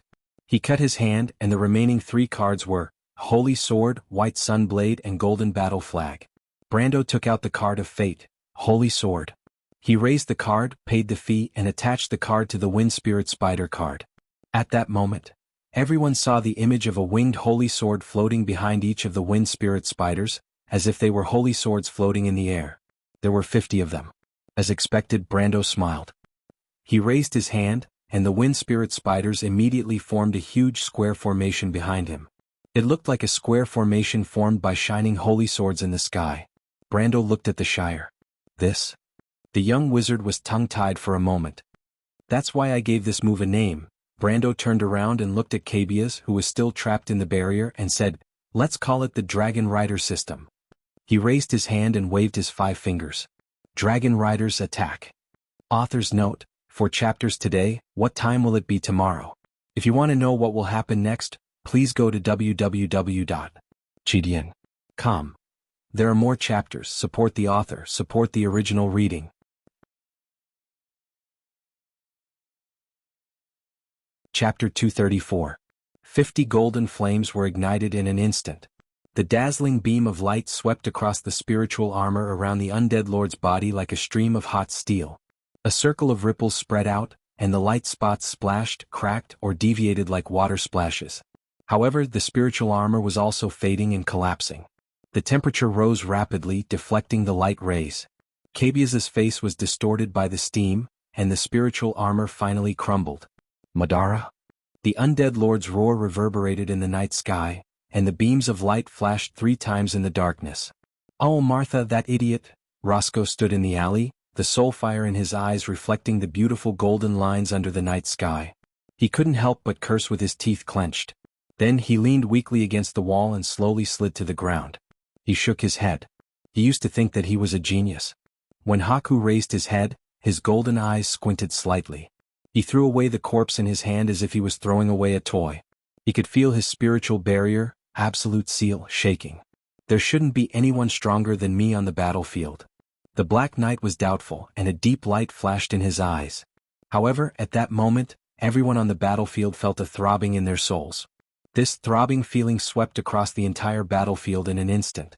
Even the soul fire of the skeleton soldiers, who had no emotions, was shaken. Everyone, including the undead, turned their heads subconsciously. Their eyes, or the soul fire burning in their empty eye sockets, were staring blankly in a certain direction. The battle stopped. Scarlet, who was covered in blood, got up from the ground. She used her fist to wipe away the blood dripping down from her chin. Her amber eyes still had a hint of stubbornness, but she could still feel the throbbing feeling clearly. It was as if she heard a crisp shattering sound in her heart. Crack. Something broke. She raised her head and saw that the spiritual barrier above her was crumbling, scattering, and falling to the ground. The huge fragments were like black shadows that melted into the air, emitting a piercing sound. The undead knight let out a low groan on the other side. Haku pressed his chest in shock. Someone had forcefully broken his enchantment barrier. This was impossible. The undead general, one of the 4 knights of the apocalypse, felt as if his soul fire had turned cold. There was no one on the battlefield who could surpass him in terms of power. However, a halo of light immediately reflected in his golden eyes. It was a cluster of light that appeared from the darkness and swept across the sky. Everyone was stunned. Their eyes followed the movement of the light. When the light passed over everyone's head, everyone subconsciously turned their heads in that instant. Thus they saw that in an instant the light spots in the air became incomparably dazzling. An holy aura was gathering. Dragon Knights, attack. The first beam of light appeared. It pierced through the darkness and descended from the sky. The mercenary closest to the beam of light turned his head and saw the beam of light piercing through the skull, chest, and pelvis of the 3 skeletons. At that moment, it was as if time had stopped. The young mercenary was at a loss. He opened his mouth slightly, but with a crash, the 3 skeletons had already fallen to the ground. Then came the second and the third. The light in the sky flickered one after another. The light became denser and denser as if it was raining. The rain of gods fell from the sky, and in the span of a breath, the skeletal spear throwers of the Bone Thorn army were reduced to ashes. After 2 rounds of attacks, only a few skeletal spear throwers were left standing outside the defensive line. The mercenaries were stunned for a moment before they cheered. Martha Buff. Kill these filthy creatures. Cornelius stared blankly at the scene before him. He placed a hand in front of Sifrid to protect the little girl, and his heart was filled with joy. But even so, he could not help but wipe the cold sweat off his forehead. He looked at his second-in-command, who was also pale. The 2 of them had recognized the voice from the start. It was the voice of the young man. But they did not expect him to have such an ability. Cornelius finally understood what he had to do. He drew his sword and swung it forward. Brothers, attack. Don't waste this opportunity. With a roar, the tide of the battle changed. It was only at this moment that Ahab recovered from his shock. The undead knight's gaze landed outside the battlefield. But this time he only saw 2 holy angels splitting the fog apart and charging at him from the left and right. The angels flapped their wings with astonishing speed, and the holy swords were already right in front of his eyes. The undead knight did not move at all. He raised his scythe in his right hand and swept the 2 holy angels away, leaving behind white feathers that fluttered in the wind. But Ahab did not relax in the slightest. A large amount of mana was gathering in the air. He looked up and saw several edges of light appearing above his head. The edges of light formed a huge cube that was dozens of meters wide, and it quickly solidified into a large boulder that came crashing down on him. The ground trembled, and the boulder fell to the ground with a loud bang. Smoke and dust filled the battlefield. Substance transformation, law manifestation. A high circle law wizard. The undead knight crawled up from the ground, his face covered in dust, and stared at the fog behind him. When the fog parted, the battlefield was filled with cries of war. The mercenaries' attacks were like quicksilver, and without the support of the undead, Grodin's private army collapsed under the suppression of the dragoons. The undead general held his black scythe and coldly watched the cowardly humans escape from him one by one. It was as if a torrent of water was crashing down on the battlefield in his direction. At that moment, the battlefield was about to collapse. Loud, painful groans echoed in the air. But he still had one last chance. Ahab looked through the crowd and finally saw Brando standing on the other side of the battlefield. He had to get rid of the flying balls of light, but he did not have that much time. Ahab had reason to believe that someone was controlling these strange things and dominating the battlefield. But as long as he killed that young man, all his problems would be solved, and the scales of the battlefield would tilt in his favor. He snorted coldly and laid down the scythe in his hand. Brando also saw the Black Knight, one of the 4 knights of the apocalypse. This old opponent of his looked exactly the same as the Ahab he met in the past. He was still wearing the same pretentious outfit. But the Black Knight should not have obtained the evil dragon's blood yet, so it would be easier to deal with him. He smiled. To catch the bandits, first kill the ringleader. This was indeed a choice that the Black Knight, who had always been confident in his abilities and speed, would make. But Ahab did not expect his intentions to be seen through. He only saw the Shire standing behind the young noble with a short staff, followed by the Nightsong Tiger, the Wild Elf sisters, and the rest of the mercenaries of Lopez. After the 2 angels flew back, they landed on either side of Brendel as if they were his personal guards. But the Black Knight had never heard of anyone using the heavenly realm as guards. The strength of this group was quite strong, but he did not think that there was no chance. Then Ahab moved. His figure flashed, and the Black Knight flashed 3 times on the battlefield like a shadow. Each time he flashed, he crossed a distance of nearly 100 meters. But Brendel was not in a hurry. With a thought, the dragon cavalry in the sky suddenly changed their formation. They immediately turned their spearheads and aimed at a certain area, firing in unison. The chaotic golden light pillars hit the ground one after another, and it was as if a golden forest had suddenly appeared on the street. The dragon knights did not even need to aim. Their numbers were more than enough to make up for their lack of accuracy. Under the coverage of the light arrows, even a gold-ranked Black Knight would not dare to expose himself to 10 or even more silver-ranked attacks per second at any given moment. Left with no choice, he could only raise his scythe to counterattack. A black arc of light dispersed the rain of light and wiped out 7 or 8 wind spirit spiders in an instant. The Holy Sword card could provide silver-ranked attack power to the attached card, but it would not affect the other aspects of the card. In the face of a gold-ranked attack, the wind spirit spiders, which were not even at the level of steel, were as weak as paper. But when Ahab wanted to pursue further, he realized that the light dots in the sky had already scattered and were firing at him from afar. When he started moving again, they gathered together and suppressed him with powerful firepower. Apart from the advantage of the first attack, the Black Knight realized that he did not have any advantage at all. Instead, his speed inevitably decreased. Ahab raised his head. For the first time, he felt that his every move was under the enemy's control. On the other hand, the Nightsong Tiger and the others were dumbfounded by the Dragon Knight's nimble fighting style. The Shire explained to them with a profound expression. That's why I said that there are 3 indicators that will always exist in a game: skill, equipment, and stats. You can see that this is the embodiment of Sir Lord's superior skills and equipment. Of course, Sir Lord once told me, Charles, when you look at these 3 indicators, there will always be one that can help you. If one day you grow into an archmage, then you must thank me for telling you this secret. He nodded and said something that did not match his heart. Now that I've become a great wizard, you can see that I'm very grateful to my lord for telling me this secret. The wild elf sister could not help but giggle when she heard that. The Shire, Brando gritted his teeth, you better join the battle as soon as possible. Of course, my lord, I'm preparing a spell, the Shire immediately replied. But my lord, I saw a lot of nobles' private soldiers. Wait, what does that emblem have to do with Count Randner? That's Count Randner's men. Another count? Does that mean my lord has offended a noble again? The young wizard was shocked. By the name of Martha, my lord, I bet you must have been a person with a deep grudge in your past life. It doesn't matter. According to what you said, the 2 of us were hanged the last time. Brendel continued to give orders to the dragon cavalry system while he replied in annoyance, and this time, they'll just drag us out and hang us again. That's true. The Shire raised an eyebrow. To be continued. If you want to know what will happen next, please go to www.chidian.com to read more chapters. Support the author, support the original reading.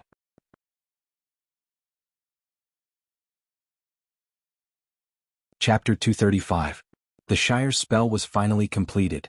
A wall of light formed by countless lines appeared in front of Brando. The Black Knight, who had just arrived, slashed the wall with his scythe, leaving a trail of sparks behind. His golden pupils contracted slightly, and he immediately retreated. In fact, when he saw the wall, he already knew that his mission was a failure. He could no longer kill the young man in a short time. Putting aside the fact that the wall of law created by a seventh circle mentor was extremely sturdy, Brando himself was also a gold tier rank 1. At first, he thought that he could rely on his speed to win, but he did not expect that the other party seemed to have known what he would do from the start. The young human decisively gave up on supporting the entire battlefield and withdrew all the dragoons just to restrict his movements. Despite having so many bodyguards around him, he still chose to give up on the overall situation and focus on his own safety. Such a person was either too afraid of death, or he had a terrible sense of judgment. But no matter which one it was, at least he had won the gamble. Haku raised his head, the flames in his golden eyes burning. He calmly looked into Brando's light brown eyes not far away. He even had a feeling that his opponent was an old rival he had fought for many years. Of course, Haku did not know that Brando was the old rival he had fought for many years. The two of them had fought more than 10 times in the mountains of the Church's Knight's nation, Grace. They knew each other very well. Moreover, at that time Haku had already obtained the evil dragon's blood. Whether it was maturity or strength, the Black Knight could not compare to him now. However, Brando's understanding of Haku and his own experience had not changed at all. But all of this was strange in the eyes of the Black Knight. He retreated, and Brando immediately ordered, "Stop him." Haku Tiama's Chiou, one of the 4 Knights of the Apocalypse, the Black Knight of the Scales of War and the Judge of War, was an undead general of Madara. Although his individual strength was always at the bottom of the 4 Knights, he was the most talented commander among the 4. Brando knew that he was the one who led the strategy to defeat Braggs in the Second War of the Black Rose, and it was not his style to let him return to Madara and become a thorn in the side of Erwin in the future. Besides, to him, killing Haku here was equivalent to cutting off one of Tarkus's arms. Furthermore, the undead army of Madara would not give him so much pressure in the south. Furthermore, he still had to face the wrath of Count Randner. Haku heard Brando's words and he could not help but sneer. "You want to kill him? It's not that easy." Even though he could not do anything to Brando at the moment, that was because he still had to maintain the noble's private army. If he did not have any worries and wanted to teach this young human a lesson, he believed that the outcome would be different. Even though Brando's words angered him, Haku still chose to retreat. As a general who excelled in intelligence, knowing what to do at the right time was an essential quality. He turned around and shook off the Shire's barrier of stillness, and flashed past the 2 holy angels like a ghost, and finally brushed past Scarlet, who had chased after him from the battlefield. The whole process happened in the blink of an eye, and the red-haired girl only had time to turn around to see the Black Knight's back was already dozens of meters away. "Bastard!" She gritted her teeth and looked in the direction of the Black Knight. Brando shook his head. In fact, he was also disappointed. He did not expect that he would fail. He wanted to use words to provoke this guy to stay, but he did not expect this guy to be as calm as he was after the first War of the Black Roses. He thought that Haku had always been arrogant, and he was not as mature as he was later, so he might be a little impulsive. How troublesome this freak! Brando could not help but curse. "Torrential Rain's design team, do you even know how to make an NPC? Can't you think from a player's point of view and make it simpler?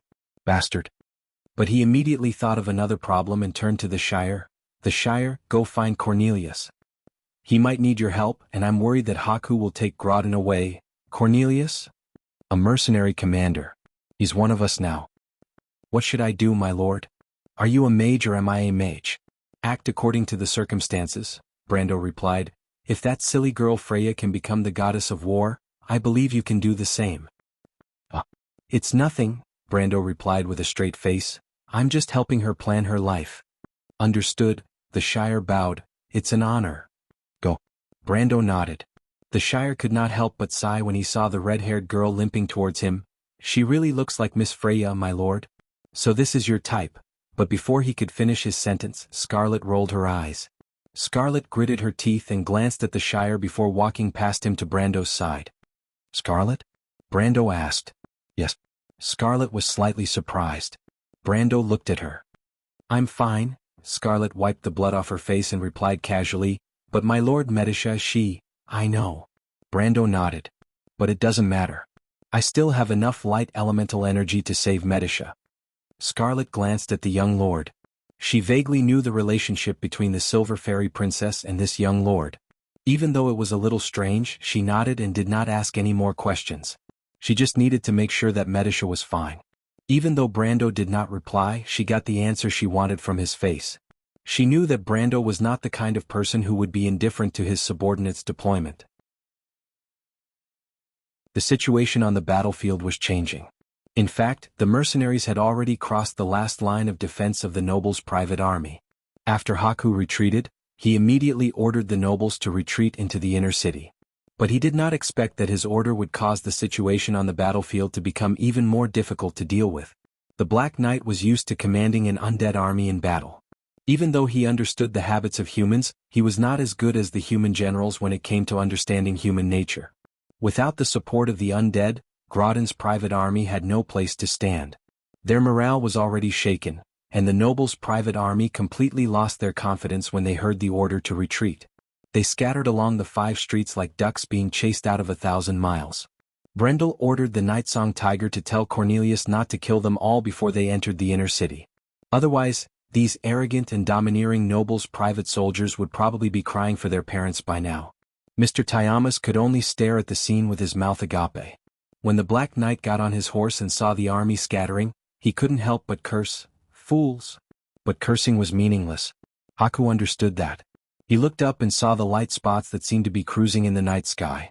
Occasionally they would shoot 1 or 2 beams to the ground, taking away the nobles' private soldiers who were still stubbornly resisting, or the undead squads that had been scattered. The undead general's eyes flashed with interest. The young human had given him a bigger surprise than he had imagined. A summoner? Summoners didn't have such strange summoning spells, but he couldn't rule out the possibility that it was ancient magic. In the era before the Dark Dragon, the system of magic was very different from the one now. Just like the ancient string magic used by the dragons, it was a completely different concept from modern string magic. Haku's golden eyes narrowed slightly. If only Lord Tarkus' main force is here. Ghosts and high-ranked liches would be able to suppress these aerial units. But he knew that it was just wishful thinking. Lord Insursta had a more important mission in the south, and his main force was used to deal with Erwin's Southern Legion. It was impossible for him to appear here. He knew that the White Tower's Bonethorn army was already the limit, but he shook his head when he saw that the young human had caused him to lose close to 10% of his army's strength. Fortunately, it was just a skeleton javelin thrower. But even if he won, it wouldn't be that easy. There were still a few dozen guards in the inner city, most of them were knights that Groudon had usurped. He could rely on them to hold on for a while, but in this situation taking the Baron away was the safest option. It was hard to say if they could hold on until the main force arrived. He didn't want to take the risk. The Black Knight thought about this and silently looked towards the west. Young human, our battle is still ongoing. The Black Knight's nightmare warhorse passed by the scattered soldiers and entered the inner city at the fastest speed possible. He dragged his long cloak across the drawbridge like a bolt of black lightning, ordering the knight in the porch to raise the drawbridge and close the gate. He decisively gave up on the idea of reorganizing the burdens behind him. Not to mention whether the young human would give him the time to do so, Haku didn't plan to let them charge into the inner city to prevent him from taking advantage of the situation. As for whether the humans outside were dead or alive, it had nothing to do with him. When the undead general of Madara changed into a new set of armor and arrived at the top of the walls, he found that Brando and his mercenaries had already reached the inner city. They were faster than he expected. The scattered soldiers were fleeing along the walls of Abi's castle, unable to stop them at all. He turned around and saw Groudon standing beside him, wearing a long silk robe. His face was pale. "Lord Tiamas?" The Baron couldn't help but ask. "We can't stop them here," the Black Knight looked down and replied coldly. "If you want to stay alive, you have to come with me." The Baron was stunned. "What about my men?" he asked in a small voice. "Can you control them?" The golden eyes under the metal mask coldly glanced at him. Groudon was speechless. Just as he was about to say something, he suddenly heard a cry of surprise. Both of them turned their heads at the same time, just in time to see a young man wearing a long robe with 3 golden patterns embroidered on his sleeves walk out from the mercenaries. He held a short staff in his hand and pointed forward. 6 golden rays immediately extended from the main street to the top of the inner city wall. Groudon was stunned. "It's that archmage, stop him." Haku growled. But it was too late. The knight lowered his hand and said, Substance conversion law, equivalent exchange. Azu? The gem at the tip of the staff lit up. Ancient language, exchange? Meta. The 6 golden lines glowed faintly and extended downwards. Behind the lines, 3 gigantic bridges made of stone appeared out of thin air. There was complete silence. Allow me to rest for today.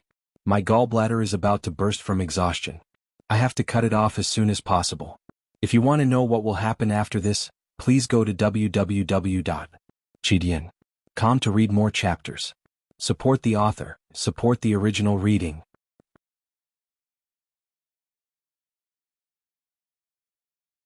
Chapter 236.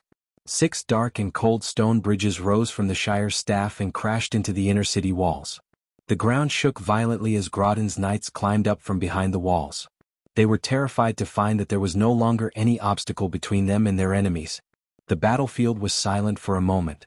It was as if a silent angel had flown over everyone's head, rendering them speechless. However, the young magus withdrew his staff and stepped back. He then raised his head and smiled at the pale-faced knights on the city wall. At that moment, the dull sound of hooves could be heard from behind him.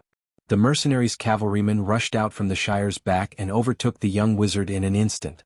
They rushed up the stone bridges. The cavalry moved forward, and the young lord's sword also moved forward.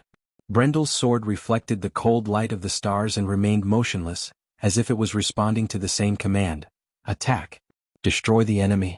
The ground rumbled and the noble knight's expressions changed. A large number of mercenaries rushed up the walls, but Brando's summoned creatures were faster than them. The young man discarded his cards and summoned the 2 pristine archangels that were heavily injured in the battle with Cabias and Haku.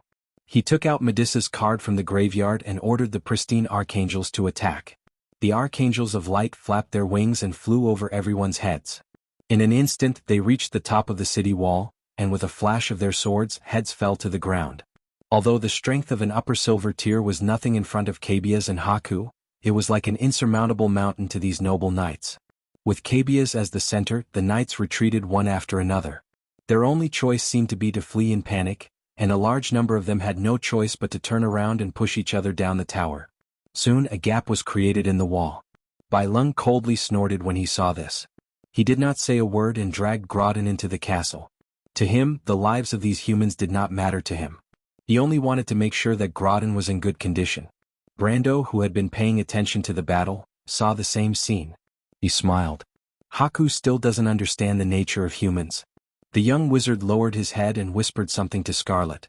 The young girl was slightly startled. She looked at him for a moment, then walked away doubtfully. Not long after she left, the battlefield was immediately filled with shouts. Lord Grodin has escaped. Lord Grodin has escaped. The few noble soldiers who were still resisting on the walls were startled when they heard the shouts. They could not help but turn around to look for Grodin, but the result was obvious. The front line was finally shaken. It was like the last straw that broke the camel's back. When Grodin's knights realized that they had lost their lord, they completely gave up after putting up some resistance. The situation gradually became clear. The mercenaries rushed into the castle like a flood and lowered the drawbridge. Brando then led his men into the castle. For him there was still one last battle. The interior of the castle was dark and obscure. The corridors seemed to be endless as they spiraled downwards. Perhaps Grodin thought that he was the only one who knew the location of the secret passage to AB's castle.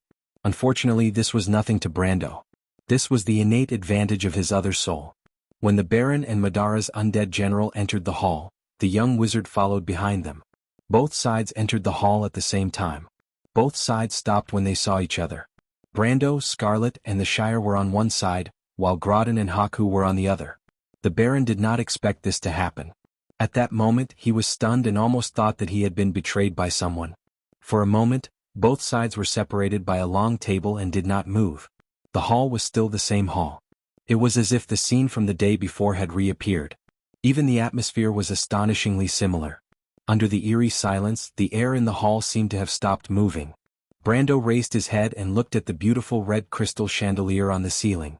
He could not help but think that history was indeed similar. He had chosen to compromise here the day before, but now he wanted to take back what he had lost. He lowered his head and looked at Grodin and the undead knight in front of him. Haku was also looking at them quietly, seemingly unsurprised. The undead knight raised his right hand and blocked Groudon with his huge scythe. Human, you are much more outstanding than I expected. I am surprised that Erwin has such a lowly noble like you. His voice was hollow like a layer of rusty metal that was losing its paint. Brando shook his head. All right, let's not waste time, Tiamas, he interrupted. You know whose life I'm here to take. I know I can't keep you here, but don't even think that you can take this Baron of Erwin away. He deliberately emphasized the last few words. A muffled sneer came from under the metal mask. I don't know who you are, but I'll assume that you're the Viscount. But Viscount, I remember that the rules between nobles in the human world are not like this. The one behind me is the local lord, a noble baron. His family's bloodline can be traced back to the last dynasty in your world. But today, Lord Viscount, you're telling me that you're going to make a move on one of the members of this glorious family and set a precedent for a bloody massacre between nobles? Of course I can put down my hand, Haku shrugged. But if I do you dare to kill him? Groudon stood behind the undead general with a gloomy expression. The honor of the kingdom will not fall on the head of a traitor. But a life-and-death struggle is not the rule of your game. Brando smiled. If a mere Count Randner is enough to make me fight to the death, then why am I here? Haku was slightly taken aback. What a bold statement. I don't know where your confidence comes from, Viscount Gastine. Groudon finally had the chance to interject, gritting his teeth as he spoke. A mere Count Randner. I don't know where your confidence comes from. Did I ask you to speak? Brando glared at him. The young man's cold gaze was like a knife that pierced into Groudon's heart. Groudon's pupils shrank and he immediately shut his mouth. The undead general of Madara clapped his hands. What courage! Groudon's metallic voice came from under the mask. But the Lornian said that a wise man should learn to find a balance between thinking and doing. Lord Viscount, I believe that Baron Groudon has learned his lesson, especially as a noble of the nobility. Why don't we stop here? There's still room for both of us to turn back. The Church's Night Kingdom is located between Grace and Saint Tassel. They are also the main ethnic group in Grace. The Lornians also said that an eye for an eye, a tooth for a tooth. The Shire added with a smile behind Brando. But the blood that is shed is not your blood, my lord. Indeed, but nobles are not born with dignity. Brando coldly replied. Haku remained silent. But the young man also frowned because in his impression, this Black Knight of the Four Horsemen of the Apocalypse was never a person who talked nonsense. On the contrary, he and the White Knight, Ebden, were known to be taciturn and decisive in their actions. They preferred action over boasting. But now Haku's behavior was the exact opposite of what he knew.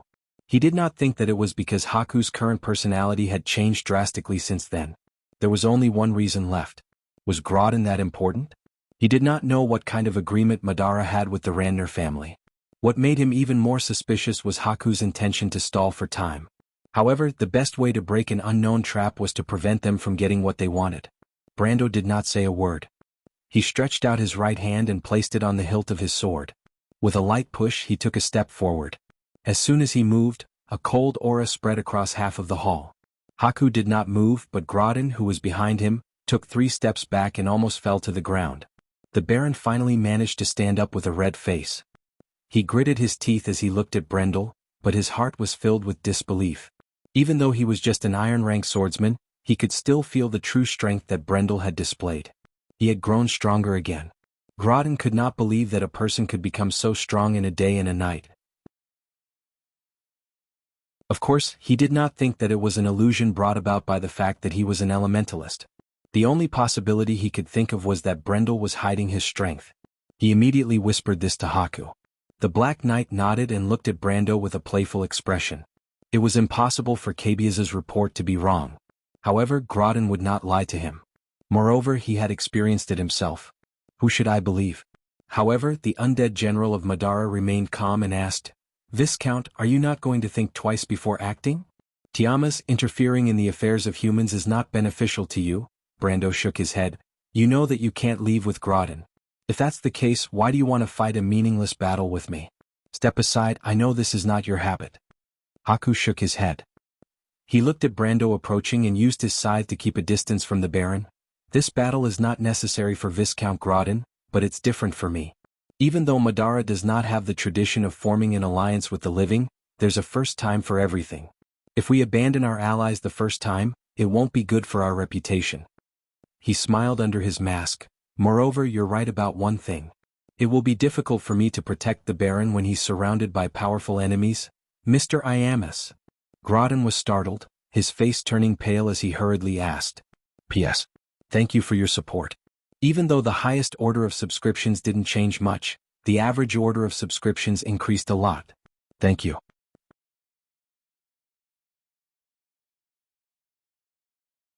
Chapter 237. Mr. Tiamas. Groudon was startled by Haku's words and his face turned pale. The only person he could rely on right now was the undead general of Madara. If Haku couldn't protect him, the young Viscount would definitely kill him. But Haku ignored him and continued, "But I'm confident that I can hold on for half an hour." Half an hour? Brando caught the gist of Haku's words like an old rival. What's the point of half an hour? Or do you have a purpose for stalling me for half an hour? If you weren't an enemy, I would have suspected that you were one of my best friends when I was alive. Haku sighed. Why do you always act like you know me so well, even if it's Marissa? No one knows me so well. Brando only smiled. He knew that Marissa was Haku's personal maid, and he knew that Haku was insulting him by saying that. But he was not willing to show any signs of weakness even if he lost. This was in line with his understanding of this person. Even if he lost, he would not admit defeat. Even in Madara, he had offended many people, or else he would not have been sent to Insursta's army, which was a ragtag army. But he didn't hold back at all. He continued forward until he was less than 10 meters away from Haku. At the same time, the Shire also prepared a spell behind him. Mr. Viscount, Haku said, have you ever wondered why the West Gate didn't give you a signal? Brando was startled. He thought of something and his face darkened. Ah, I remember that it's a beautiful red-haired mercenary, right? The undead knight replied, of course you don't have to worry, my lord. I don't have enough men to cause any trouble for them. But there's one thing I have to tell you. The men I sent to stop them should be more than enough to buy them some time. Brando didn't say a word. However, Bai continued, I think at this time Shiman and my kind should have already broken into the city. Of course they are all filthy low-level skeletons that lack command. You know that I don't really trust those low-level liches. But Mr. Viscount, no matter what, if you don't go back and remedy the situation immediately, not to mention the life of that beautiful lady, I'm afraid the entire battle situation will become very troublesome, right? The young man had finally finished listening to his nonsense. He took a deep breath and tried his best to restrain himself from punching him in the face. Right now, he only wanted this crow's mouth to be unable to speak anymore. However, although he was angry, his heart was very clear that the other party had no reason to lie. As a matter of fact, he had been worried about the battle at the West Gate. Just like what Bai said, he had not received the magic beacon from the female mercenary group leader named Yuta. However, if the situation was really as serious as the latter said, the situation would not be as simple as just troublesome. It would be extremely dangerous. Not to mention the losses these undead caused to ABs, they also sealed off their escape route. The walls of the inner city were low and could not withstand the impact of the skeleton army. And if they let the enemy take advantage of the situation and attack the inner city, Brando could not help but feel his heart sink. He did not think that Brendel would dare to divide his forces at this time. He could not help but wonder if Brendel really cared about Groudon's life. Even if he said that he did not care, his actions did not seem like it. But if he said that he cared, this plan was more like a madman's. Unless he wanted to take Groudon away from the start. But was there a need for that? Groudon was only one of Count Randner's sons, and he was not even the eldest son. Brando could not help but take a deep breath. Tiamas's attack had hit his vitals. He raised his head and looked at the Black Knight with a gloomy expression. He finally understood the knight's intention to stall for time. Fortunately, he was alert enough and did not let the knight's scheme succeed. At least he still had a choice. Damn it, as expected of the scales of war, Brando cursed in his heart. This was the first war of the Black Rose. But this guy had already displayed wisdom and foresight that was not inferior to the future. Brendel even had a feeling that this guy might have already guessed what he was planning to do. Brando tightened his grip on his sword hilt. If he could, he really wanted to kill Brendel. Compared to killing Groudon, Brendel was more willing to kill Groudon first, but he knew it was unrealistic. Brendel smiled at him. There's still half an hour left. Let's make a deal. Groudon, who was behind him, also let out a sigh of relief. The Baron squeezed out an ugly smile from his stiff face. He looked at Brando, who seemed to be stuck in a dilemma, and his heart was filled with a sense of schadenfreude. It was as if the city of Abes, which was about to be destroyed, was not even part of his territory and had nothing to do with him. But that's true. I can just rebuild the city if it's destroyed. As for the people, they're all over the place and I don't care about them. He was more concerned about Brando's feelings. He couldn't help but smile. Young man, there's a price to pay for being impulsive. But he suddenly remembered the price he had to pay for provoking Brendel, and his tone softened. But I admit that you're strong. Strength is always worthy of respect. Of course, if you're willing to put this matter to rest, I can also make a promise on behalf of my father. I promise that the conflict between us will end here. He seemed to relax as he spoke with assurance. You should know that nobles aren't willing to go to war where both sides suffer. But there's one more thing. My adopted daughter is still in your hands. He was about to continue the topic when he saw Brendel turn around and stare coldly at him from under the metal mask. Grodin felt a chill in his heart. He suddenly realized something and quickly shut his mouth. At the same time, Brendel turned around and waited for Brando's reply. The Shire and Scarlet also looked at their lord. Brando replied coldly, compromising again and again. Tiamas, do you think I'm a complete idiot? Or are you willing to give up? I know these skeletons can't stop you, my lord, but what about your subordinates? The undead knight asked. Of course I can accept it. This is the difference between you and me. Grodin smiled gloomily. He knew that Brendel was trying to force Brando to give him a hard time. But he liked the idea, especially the day before when he used the same method to force Brando to compromise. Seeing his opponent walk into the same trap twice filled him with a gloomy sense of mischief. Brando sighed. Tiamas, there's an old saying in my hometown. He loosened his grip on the hilt of his sword. A man can't step into the same river twice in his life. Brendel nodded. Brando's right hand flashed, and the long sword in his hand drew a straight line towards Grodin. The undead knight reacted in a split second. He raised the giant scythe in his hand slightly, and with a clang, the long sword flew past the Baron's right arm with a flash of silver light. With a thud, it nailed itself into an oil painting not far behind. But even though it was fixed, the sword's hilt was still trembling. Brendel looked behind him. Grodin was already clutching the wound on his right arm. His face was pale and he looked at Brando with hatred in his eyes. This was the second time. He didn't know what kind of deep hatred this young man had for him to teach him a lesson every time. Brendel turned around and sighed. Why do you have to do this, Mr. Brando? Hatred is not unresolvable. But what I'm more interested in is what you meant by that sentence you said earlier. That sentence can be interpreted in many ways, Brando replied calmly, but I like one of them the most. It's that a man can't make the same mistake over and over again in his life. It's a test of a man's intelligence.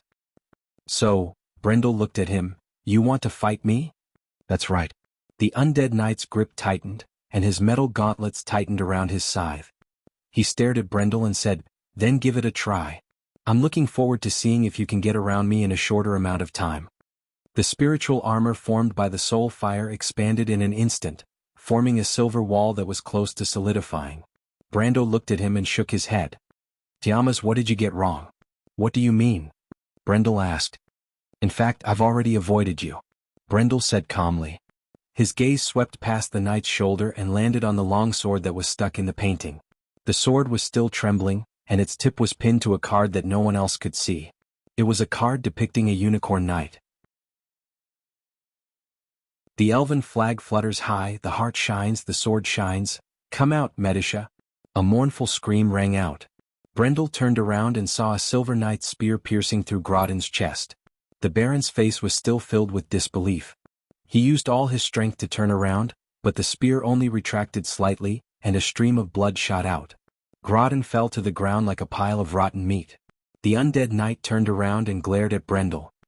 Medisha, how is this possible? Didn't I already injure her? He growled. Brando looked at him with a condescending and mocking gaze. Do you still remember that I'm a summoner? The Shire couldn't help but shiver when he heard Brendel's words. What kind of summoner is this? Brendel frowned. That's impossible. Summoners can't bypass my soulfire wall and summon at a fixed point. Brando smiled. That's why I'm the special one. To be continued. If you want to know what will happen next, please go to www.chidian.com to read more chapters. Support the author, support the original reading.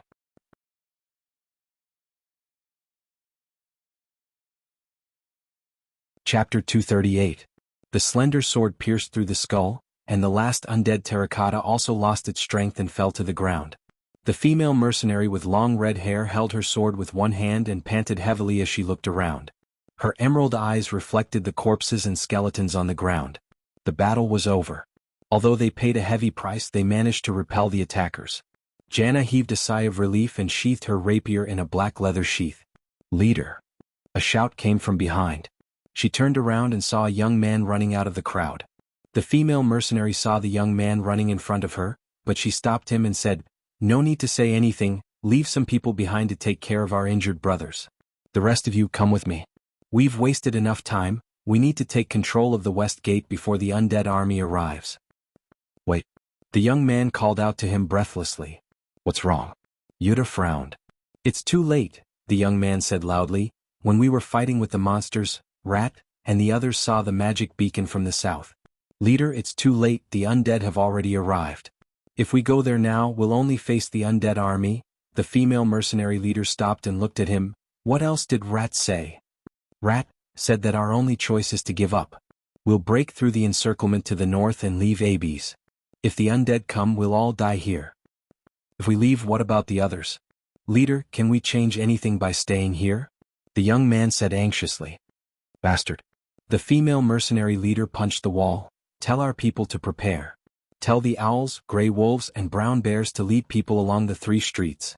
Since we can't stop them from entering Abes, we'll stop them from entering the city." "Leader, you're crazy." The man shouted.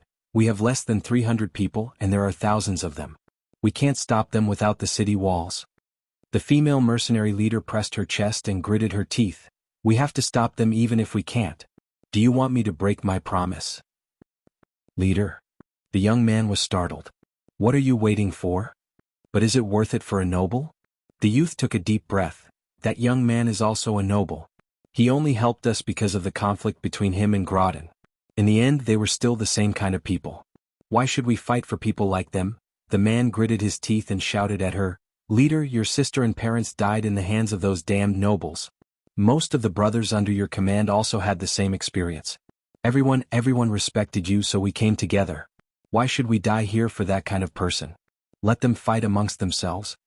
Yuta was stunned. She sighed and raised her head to say something. However, at this moment, a loud bang came from the direction of Ab's castle. Everyone turned around and saw a beam of white light rising into the sky from the darkness. It was a magic beacon. A pure white beam of light pierced through the night sky, as if it had pierced through the darkness of the world. The light seemed so pure and flawless against the deep background, as if it was the first tear of Mother Marcia in the darkness in the epic of the creation of the Kurlutz people. It was the first light that depicted the birth of the world. Light was born from the darkness, giving all things wisdom, nobility, and spirituality. At that moment, Yuta and her assistant raised their heads in a daze, their eyes reflecting the light in the darkness. They watched as the light rose to the highest point and exploded. Then it turned into a message that was commonly used in the army. The words shone in the night sky and did not fade away for a long time. The red-haired female mercenary captain raised her head, and a deep glint flashed in her dark green eyes. "Groton is dead. My lord wants us to reply immediately," she said calmly. "My lord?" The youth looked at her in shock. Yuta lowered her head and smiled at the youth. "If Cornelius dared to choose this path, why wouldn't I? Groton is dead, and that young noble gave me an answer. From now on he will be my follower." She smiled and shook her head. "Unfortunately, the time is too short." "But, no buts. Can we reply?" Yuta asked. The youth shook his head. "Those liches used dark magic to silence the entire street. Other than the light and dark elements, no other elements can enter. But we don't have any wizards or priests in our group. Our strongest elementalist is only an iron-ranked warrior, and we can't cast any spells." "What about the signal arrow?" Rat said that the arrow is ignited by elements. Yuta gritted her teeth and looked at the other side of the street. "Then we'll use our own method to buy some time for our lord." "Leader?" But the woman's face had already turned serious. She was silent for a moment, raised her head, turned around, pulled out her thin sword and waved it to the right. "Everyone has one. Listen up. Someone gave us an answer with noble actions, but now we've lost our promise. Fortunately, we can still salvage the situation. So I order you to move forward and drag those damn skeletons here. Or let them step over our corpses." The street was silent for a moment, and only Yuta's solemn order echoed for a long time. Everyone stopped what they were doing and looked at the regiment commander subconsciously. Answer me, there are no cowards among my men. There are no cowards. The mercenaries raised their weapons. The young man stared blankly at Jana. He wanted to say something but was interrupted by the female mercenary commander. You don't have to say anything. You know that I won't change my mind easily once I give an order. But leader, why do you have to do this for a noble? Yuta smiled gently. She lowered her head and patted the youth's face. I know nobles better than you, little one. If that young man was a noble, he wouldn't have killed Groton. This is the rule between them, and no one has ever broken it in the past few hundred years. She raised her head and looked at the Dark Knight. But no matter who he is, at least from this moment onwards, our deal is done. The youth was stunned for a moment. At the south gate, the fierce battle was still ongoing. Under the supervision of the Firebrand Legion's Grand Commander, the mercenaries maintained the same rhythm time and time again, engaging in a tug-of-war with the skeletal army without any regard for their own losses. The battle in the darkness seemed to be endless. Everyone could not help but feel exhausted. As far as the eye could see, all they could see were piles of white bones. The humans and the undead exchanged losses, and the corpses piled up like mountains. However, the most they could do was to maintain the battle line above the ruins. Fortunately, the breach in the city wall was only 10 meters wide, and most of the iron-ranked mercenaries were barely able to stop the undead army that outnumbered them by 100 to 1. In fact, the mercenaries understood this, and they were willing to pay 10 times the amount of blood to repair the breach in the city wall. It was no longer a battle, but a mincemeat that lacked the beauty of battle tactics. The commanders of both sides were like grim reapers, silently adding more lives to the short 10 meters of flesh and blood battlefield. But to Madara's side, the liches could emotionlessly push the skeletons to the center of the table as if they were worthless chips. And this was the most chilling thing for the humans. Crossbowmen in position, reload the blunt arrows. The leaders of the mercenaries acted as heralds at this time. They watched as the experienced warriors unscrewed the corks of the bottles of holy water and poured it on the bundles of arrows. They could not help but feel a little sad. In normal battles, they rarely used these consumables so extravagantly. The warriors raised their four-armed crossbows, aimed and fired. Then there was a shrill sound as if an invisible wall had swept through the rows of skeletons below. The skeletons fell without warning and immediately turned into ashes in the white light. Rabin stepped on a pile of skeletons with one foot and carried his sword on his shoulder with one hand. He had just indifferently replaced the exhausted first team with his second team. Then he ordered a small mercenary group to carry the wounded down from the city wall. To him, this battle seemed endless, just like the battles he had experienced in Karsuk. Rabin calmly commanded. He knew how far Madara and himself could go. But at this time he also turned his head and looked up at the flash in the dark sky. His eyes reflected the beam of light and he smiled. Nobles killing nobles, it's worth the ticket price.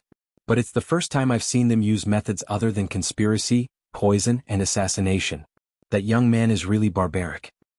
Those nobles are capable of anything, his deputy replied. Rabin glanced at him. You don't understand, he said. Then he asked, how long more? Half an hour, the deputy replied immediately. Rabin waved his hand. Go put our battle flag higher. After repelling this attack they will replace the lich. That guy gave me an answer and now I have to give him an answer. Dawn. The leader of the Firebrand Legion looked at the horizon. Soon. The deputy was slightly stunned. However, Vern smiled and said, this is also the first order of that guy. Of course we have to act according to the orders of the boss. Boss? Let's think so for now. Rabin looked back at the battlefield. To be continued. If you want to know what will happen next, please go to www.chidian.com to read more chapters. Support the author, support the original reading. You're tuning in to the Han Lee's Wuxia Chronicles YouTube channel. We're so grateful for your support and don't forget to subscribe to join us on this incredible journey through captivating stories. Your generosity through donations truly makes a world of difference, as it's the primary source of revenue that allows me to expand and enhance this channel for you. Thank you from the bottom of my heart for being a part of this adventure.